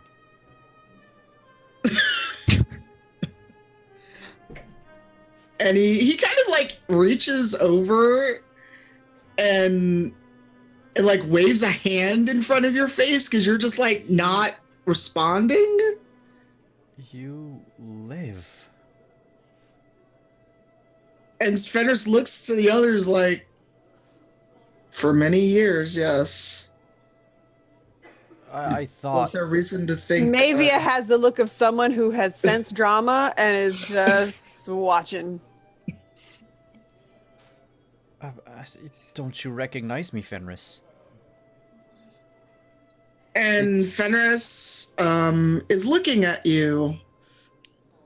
And I'm going to roll actual dice.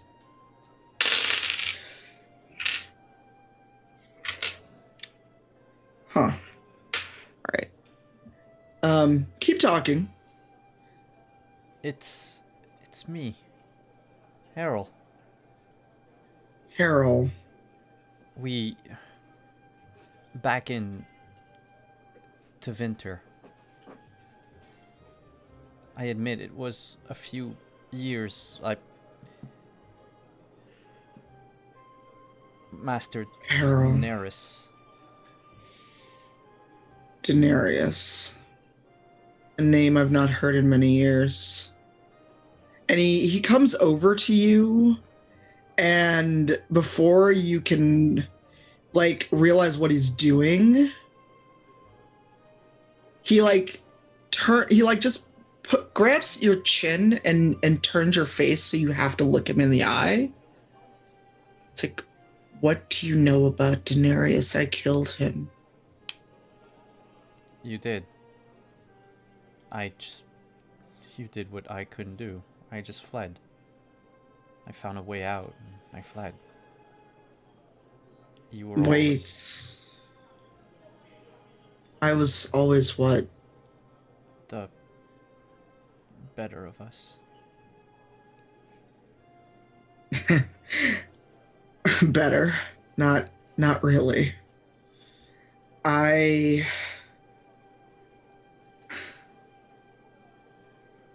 was trained into something better, beaten into something better that was his perfect little wolf.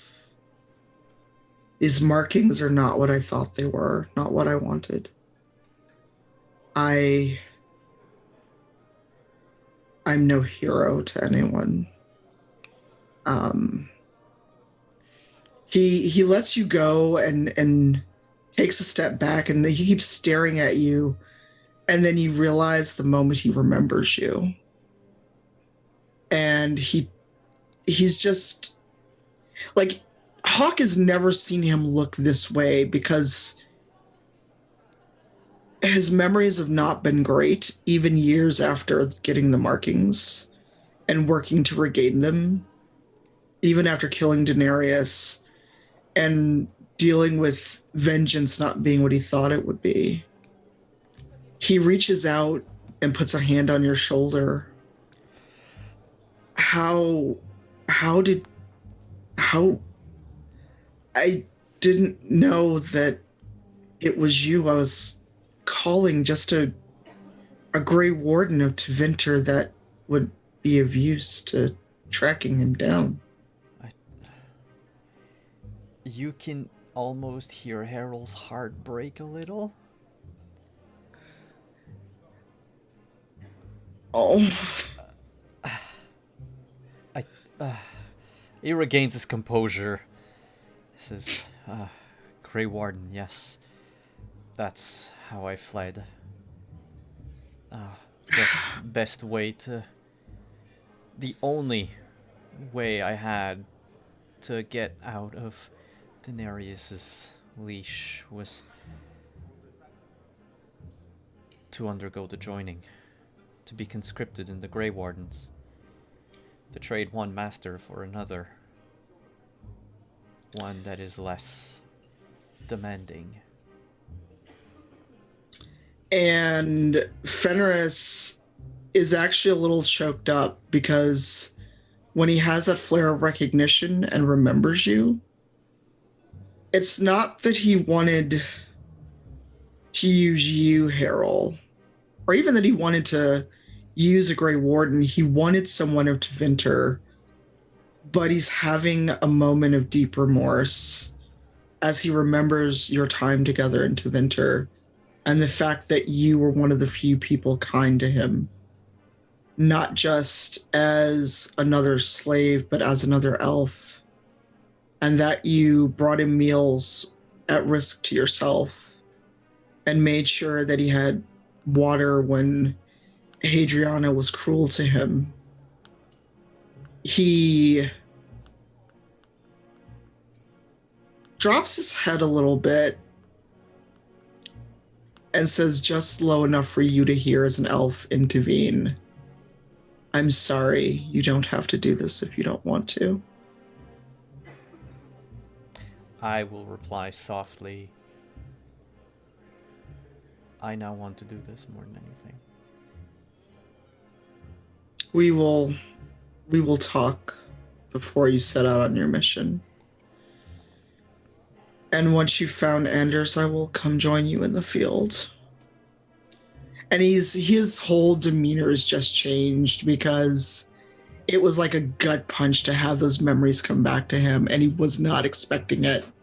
Because in the war room, this is the one place he can let his guard down, and he doesn't have to be the Inquisitor. Mm-hmm. Is his hand still on my shoulder? Yes. It's like he just... You ever see someone just like have an emotional moment, but they just kind of stop? Mm-hmm. And as he like dips his head a little bit, because I'm guessing you may not be the same height as him. He's taller than me, of course. He rests his forehead against yours and reminds you and thanks you for what you did.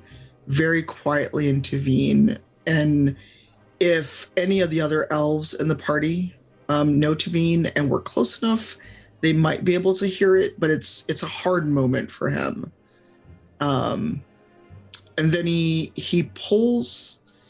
straightens up and he leaves his hand on your shoulder.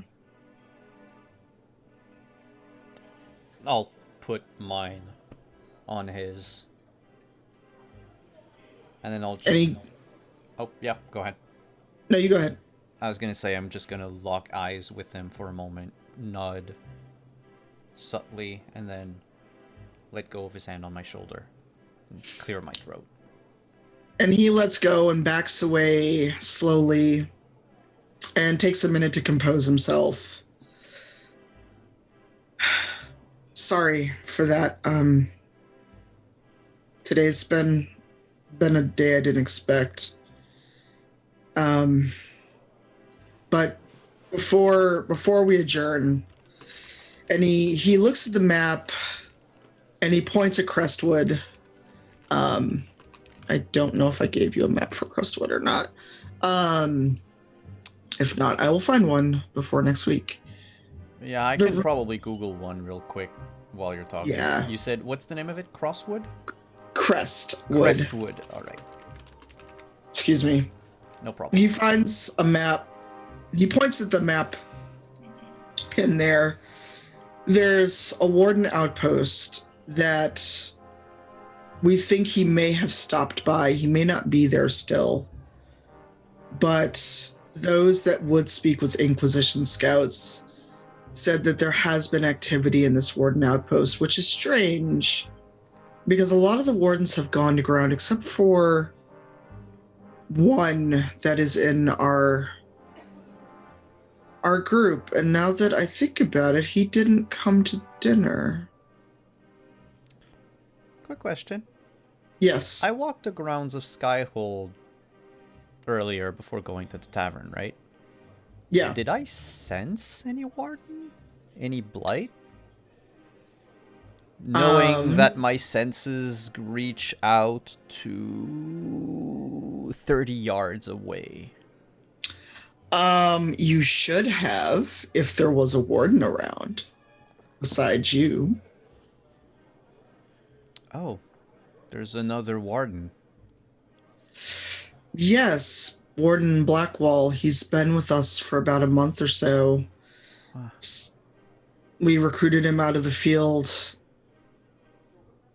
Here goes Do me you know thinking- of him?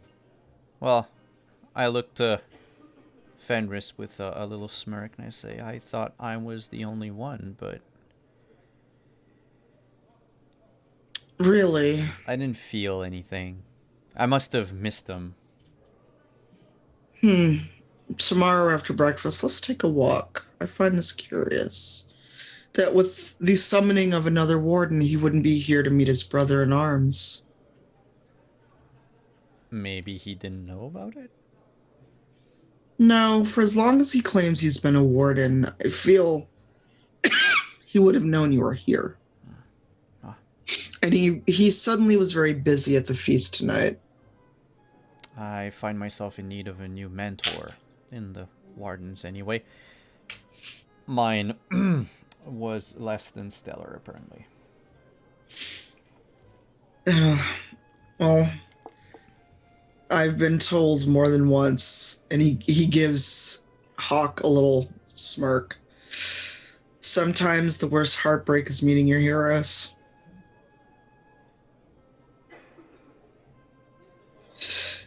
But he turns back to the map and points at Crestwood.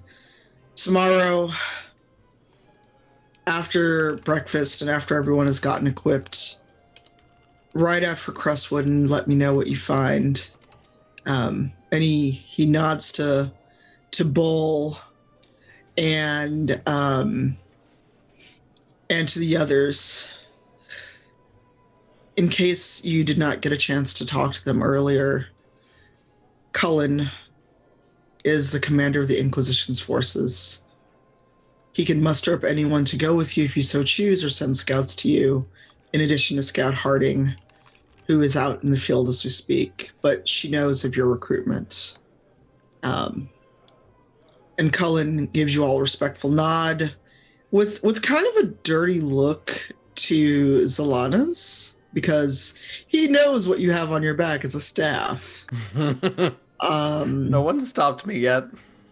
Right, he's just giving you that kind of, I see you, mage, I see you. I But think he's all, I think Verisa would track that and just kind of raise her eyebrow at him. and he would do and the tilt same. her head. And he would do the same and rest his hand on the pommel of his sword. He fears no elven lass. His mistake. Wow, murdering Cullen in the first episode. I didn't say she'd murder him. You didn't say it, but the dice could say a different story. And after he's introduced Cullen, he looks to Lady Monsoyer, who you've all met and talked to. And then he points out Dorian.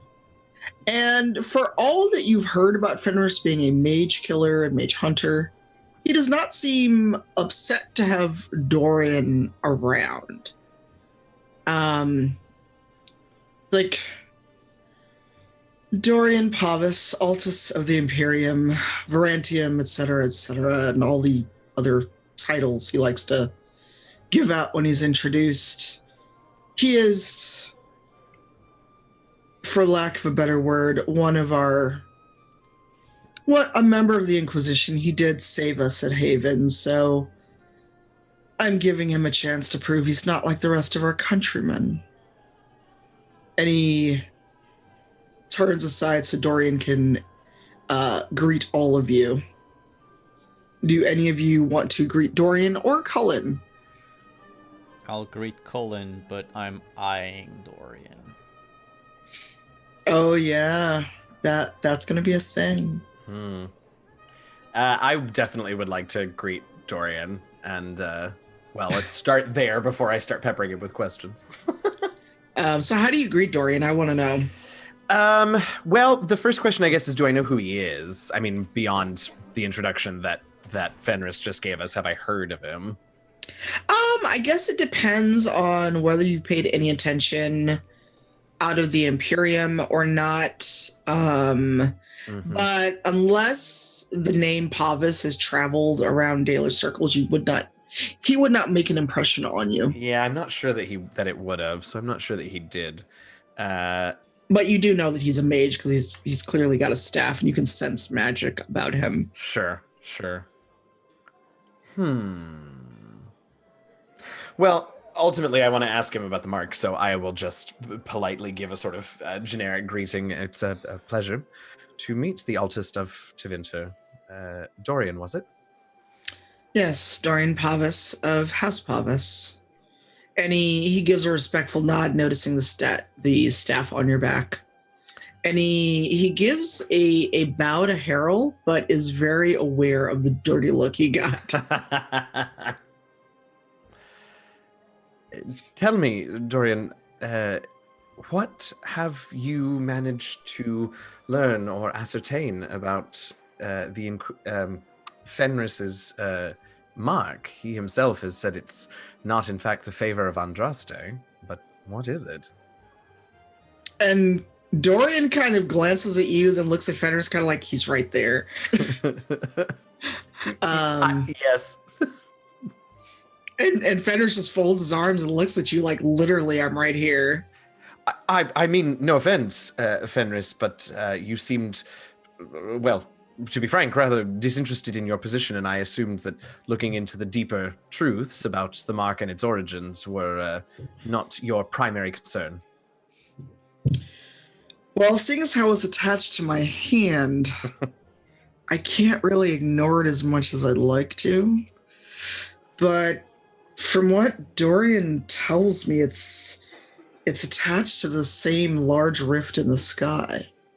Something about the Fade, and since my markings already let me touch the Fade, somehow this thing works. Incredible. Does it give you powers beyond, as I've heard, closing smaller rifts into the Fade? It allows me to use my brands longer so far, but as I'm sure you can imagine, I'm not really one to have anyone else experiment on me and find out more. Definitely would never have thought to. All right. So he waits a moment to see if anyone else wants to greet them. Otherwise, he's going to continue introducing you to basically his cabinet, for lack of a better word. So he skips over Hawk, curiously enough, because Hawk is just kind of glowering at everyone, because you can tell that Hawk doesn't want to be there. And then he points to the biggest Canary that you've ever seen in your life. If you've seen a Canary, I don't know if any of you have. The Iron Bull, he likes the in front of it for some reason. But he is our field commander when Cullen is here, and vice versa. Are any of you going to talk to the Iron Bull? Oh. Hey.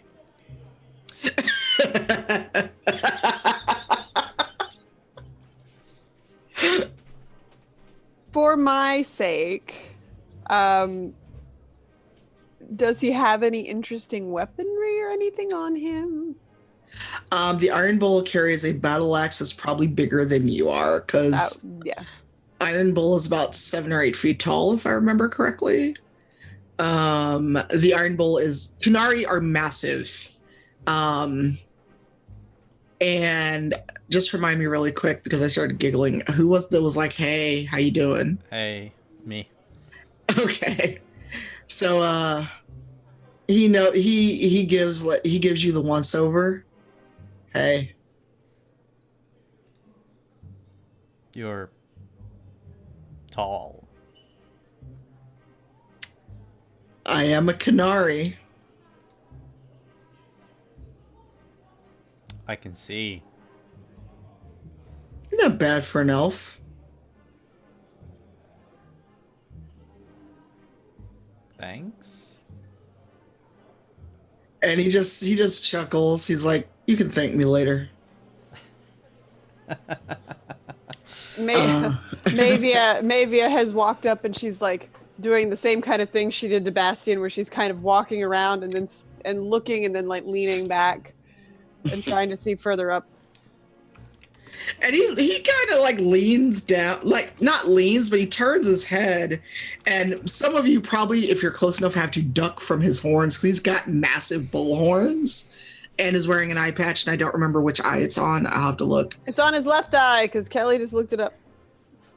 I put it in the And chat- he's in got the Zo- Freddie in the Zoom Prince's chat. Jr.'s voice. Yes. Oh no! Oh, that just ruins it for me. Sorry. No. Oh my god. Wow, we have fanfic in the chat. Oh, So he looks down. Hey, short stuff, what are you doing? Never seen an axe before? I mean, I've seen axes and I've seen axes, and that is an axe. Yeah, it's an axe. Very big. Well, I mean, look at me. I can't carry a puny little axe around.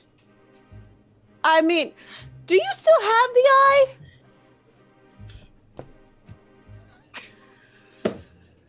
And for once, you Bull, Jesus fucking Christ. Bull just like you are all you dwarves this weird? First Curly, not Curly, the mouthy dwarf, Varric. You just asked if I had the eye? No, I asked if you had the eye. He is trying really hard not to boot you out of a window right now. And Fenris notices that he almost like winds up to punt you out of the window. And he's like, "Bull, no. It was just, I didn't mean, I just a question. I'm gonna step between Bull and Mavia. I just think it looks really cool. I'm just asking. You, Don't worry about it. and Fenris is just like, "I'm getting so drunk when we're done here." Oh, you too? Don't get too drunk. You have to go in the field. I don't. Oh no, I don't get really drunk when I'm on a job. That's not professional. Just a little drunk. Wow. And Fenris just shakes his head, and Bull just goes and leans against the wall and just gives everyone the stink eye. And it's just like, is this done yet? Or, boss, why do we have to keep doing this? Just let them meet us all at breakfast. It's late, and this sassy one here, she needs to go to bed. Oh. Really? Yeah, you need some sleep, I think. I'm waiting for the stairs. There's stairs to the ups. No, to my bed. It was a little high. I'm sure Josephina's taking care of you by now. Sure. Bull is done with your shenaniganery. He just leans back and is just like, okay. And Fenris he literally like tries not to facepalm because one, he forgot for a hot second about the mark and rubbing it. If he does facepalm with the mark in his hand, it will bother his brands. Ooh. And he does this all the time when people get on his last nerve. He's just like, you know what? It's late. We've all had a lot to drink. We've all had a lot of food. I think the lot of you should go somewhere that's not my war room. You don't have to go to bed, but you can't stay here. And he just like goes and leaves out like a side door that lead directly to his chambers, and Hawk follows. Leaving you all to talk amongst yourselves. And Varric is there. No one got to introduce Varric because Fenris was sick of your shit. Is Commander Cullen still in the room? Yeah, no one else is left. Just Fenris. He's just like, Okay. I'm done. I've had enough of this. I'm leaving. Quick question. I asked Cullen, Varric, and Bull. That door over there, it leads to 2 separate quarters, right? And they all kind of give you a look like, are you kidding me? Are you trying to inquisit him? I mean, no. It's just, is Fenris with that other broody character? Are they an item? Why are you asking? Because I haven't seen Fenris in years, and we barely spoke, and I'm just trying to get up to speed with what happened to my friend who went from a slave to being an Inquisitor and Lord of a castle. And apparently he has a court, and probably a partner. We don't discuss Inquisitor's personal life, and the rooms are so far from the rest of us, we don't hear anything that may occur or may not occur. No, I don't want details of that. I just... Well, you asked. No, I think... I need the drink now. Well, you're the one, you clearly know him. So how do you know him? I've never seen him look this way. That's Cullen, by the way, because Cullen would have known Fenris for a while. We were owned by someone once. Oh, that would be the blood mage you killed in Kirkwall, then. Bastard deserved it, yeah. Well, he was a slaver. Just wish they'd asked me to come along so I could help. I've got my own payback that I owe some blood mages. And you see this like vicious little look in Cullen's eye where he just smiles at you and you're like, oh, you were a murderer? You were such a murderer, given the chance. They fucking all deserve it anyway. Yeah, Maleficarum. Now keep in mind, side note, the Dorian is still in the room. Oh, I know, and I am making sure that he can hear me. Yeah, Maleficar deserve whatever they get. And more. And Cullen just gives you a respectful nod and goes to the sideboard and pours you both a stiff drink. Oh, thank Interesting. Yeah. Andraste? Like, he's surprised that you would say hail Andraste. I didn't say hail, I said thank, and Well, then I named thank it God. Andraste. I know, but you're an elf. I know, so but he's I'm not in the Inquisition. I fair. wouldn't want to, like, last time I said something personal, the entire tavern turned around to look at me. So, like, I'm gonna try to keep things as what the Inquisition would like to hear. All right, so he refills your drink and turns around to eavesdrop, and he also gives Dorian a little malicious smile too. And Dorian he gives both of you, like, if looks could kill. He knows he can't do anything to you, but he's like, you know, I left my homeland to help the Inquisition. Do you two really think I'm a blood mage? Really? It's hard not to, old habits die hard. Let's leave it at that.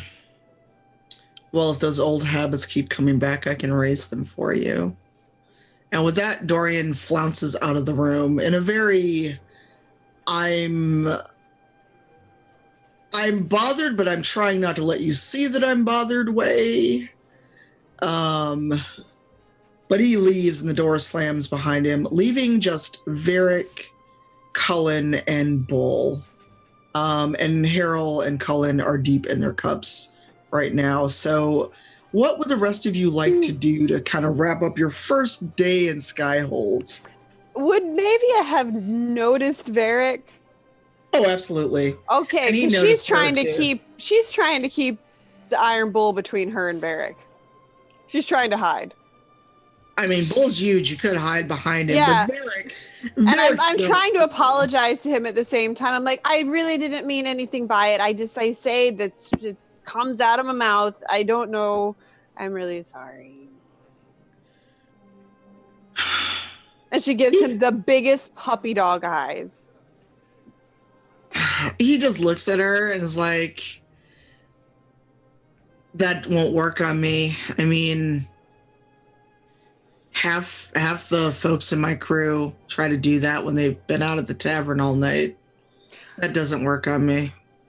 But that sounds like a good night, let's be fair. It's fair, but just that doesn't work on me. Go talk to your Barty friend over there. I'm sure he has many tales to tell. And when he turns around after looking at Varric, she is not there anymore. All right, you gotta roll for that. Crap! No! You are in a strange place. I was just trying to hide under the table or something. Well, you still gotta roll for it. They can see you. No, my rolls are legendarily bad. It's only 3d6. It's only 3d6. That's what everybody says. What am I rolling now? Dexterity? Stuff. Did you take stealth as a focus? Did I take stealth as a focus? I don't think so. I did not take stealth as a focus. You did not, so good luck with that. How do I roll this then? That would. Just roll 3d6 with no bonuses. Oh no. Does she get to add her dex to it? Dex, but no focus bonus. Yeah. So 13 plus 16. All right, you somehow managed to get under the massive war table and not smack your head. Because even though it's a giant table, it's still not that tall, and even though you're a dwarf. So you have managed to hide from Varric somehow. And Bull just shrugs and it's like, dwarves, man, just dwarves. Bastian, what are you doing in all of this? I'm gonna go up to Commander Cullen and quietly ask if I can have an audience with him privately. Do you mean right now or in the morning? In the morning, before we set off. All right. have someone show you where my office is. I'll see you at the 9th bell. Thank you, Commander. You're welcome. And And what was your name again? Bastion. Bastion or Legion? Yes. Hmm. My mother. Fine woman, I'm sure. She was. We can discuss this further over breakfast in the morning. I'll see you in my office. I'll be there. Right. I'm gonna retreat and grab a drink at the same time. Oh. So yes, Varisa and Zelanis, what are you doing? Valerisa's keeping an eye on Cullen and now Harel, and kind of laughing at, not quite laughing at Mavia and Iron Bull, but kind of doing that subtle, like she might, but isn't going to. Can I see if she tracked Mavia fall under the table? Sure. Did you take perception? Mm-hmm. Oh, yeah, go for it. Seeing or hearing is the same, but let's go with seeing, because with all the chatting in the room, you may not have heard her. 16, 18. Oh yeah, you saw her scurry under that table. And what are you doing with the fact you know exactly where she went? She'll just track it with like her eyes and follow, like, okay, I know where you are. But good job hiding on it. It's like professional respect. Okay. So you're not ratting her out then? No, but she is watching Iron Bull to see, watching basically everybody in the room to see if they're a threat, and glaring and like pulling a dagger and playing with it and watching Cullen now. Is like, are you an actual threat? Oh, Cullen's absolutely a threat, but he's not concerned at all with you. Oh, he's just like, whatever. If anyone in the room is causing him concern, it is going to be Zelanis and Bastion.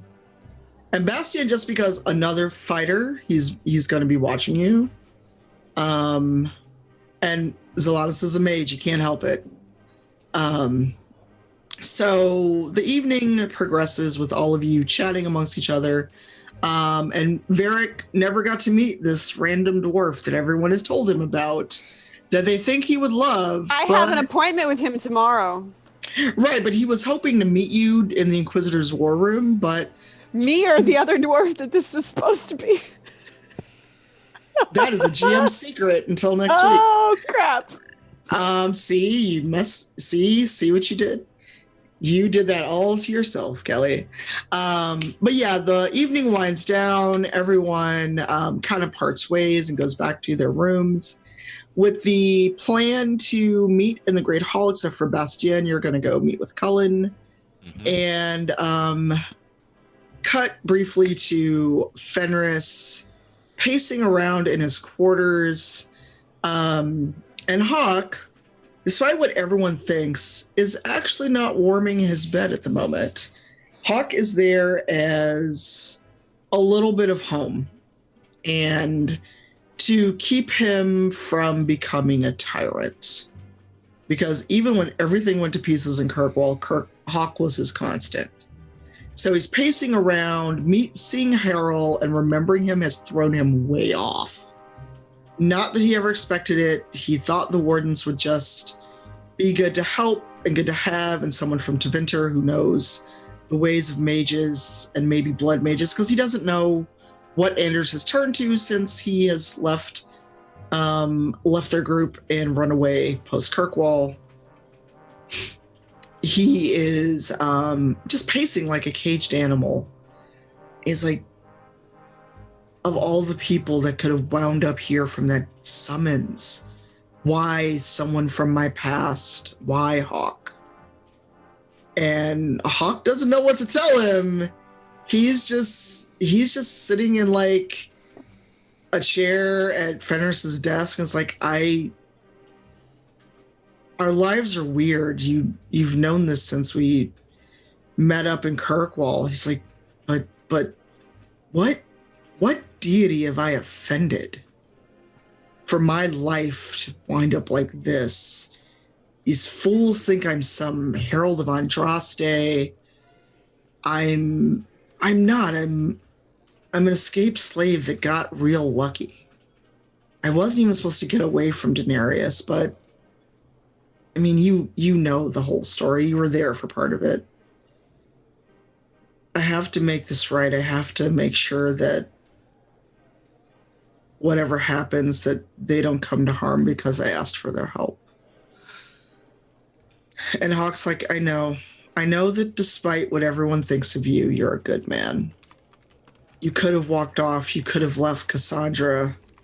You could have killed her and kept going and dealt with this mark in your hand. You didn't have to become the Inquisitor. Just get some rest, and I'll see you in the morning, and hopefully we can figure out where Anders is and go from there. And Fenris, waves him off and sits at his desk and just sits there pondering how his life has gone so sideways. And it's a long time before he gets any sleep. And with that is where we're calling the first episode. Yay! Woo! I died. I came close. Nah, you weren't. You You probably would have survived the fall out that window. Have you seen the Inquisitor's quarters or the War Room? The War Room's not so high up, isn't it? Oh, I guess it is up on the second area. The War Room is very high up, and there's a wall with a waterfall. There's a broken wall with a waterfall that, Oh, right. if you fell in that, no one would hear from you again.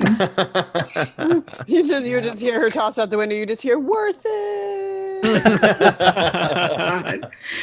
So Andrew, how was your first stream? Yeah. I definitely had way more deer caught in headlights moments than I thought I would. Otherwise, it was great. I mean, I love it. Yay! I am having fun. I'm freezing, but I'm having fun. So no, I'm just looking forward to actually episode 2 and having the interaction with Cullen, and then like moving on from there. And yeah. Awesome. I am interested in this interaction with Cullen and seeing where this goes. So just a quick note that, we characters may interact, they may flirt a little bit, but we are not having any kind of fun, romantic, well, romance is fine, but we're not going to have any kind of sexy times in the game because, we are respectful of both players and audience's lines and veils, and everyone may not be tuned in for that. Also, it may detract from the story.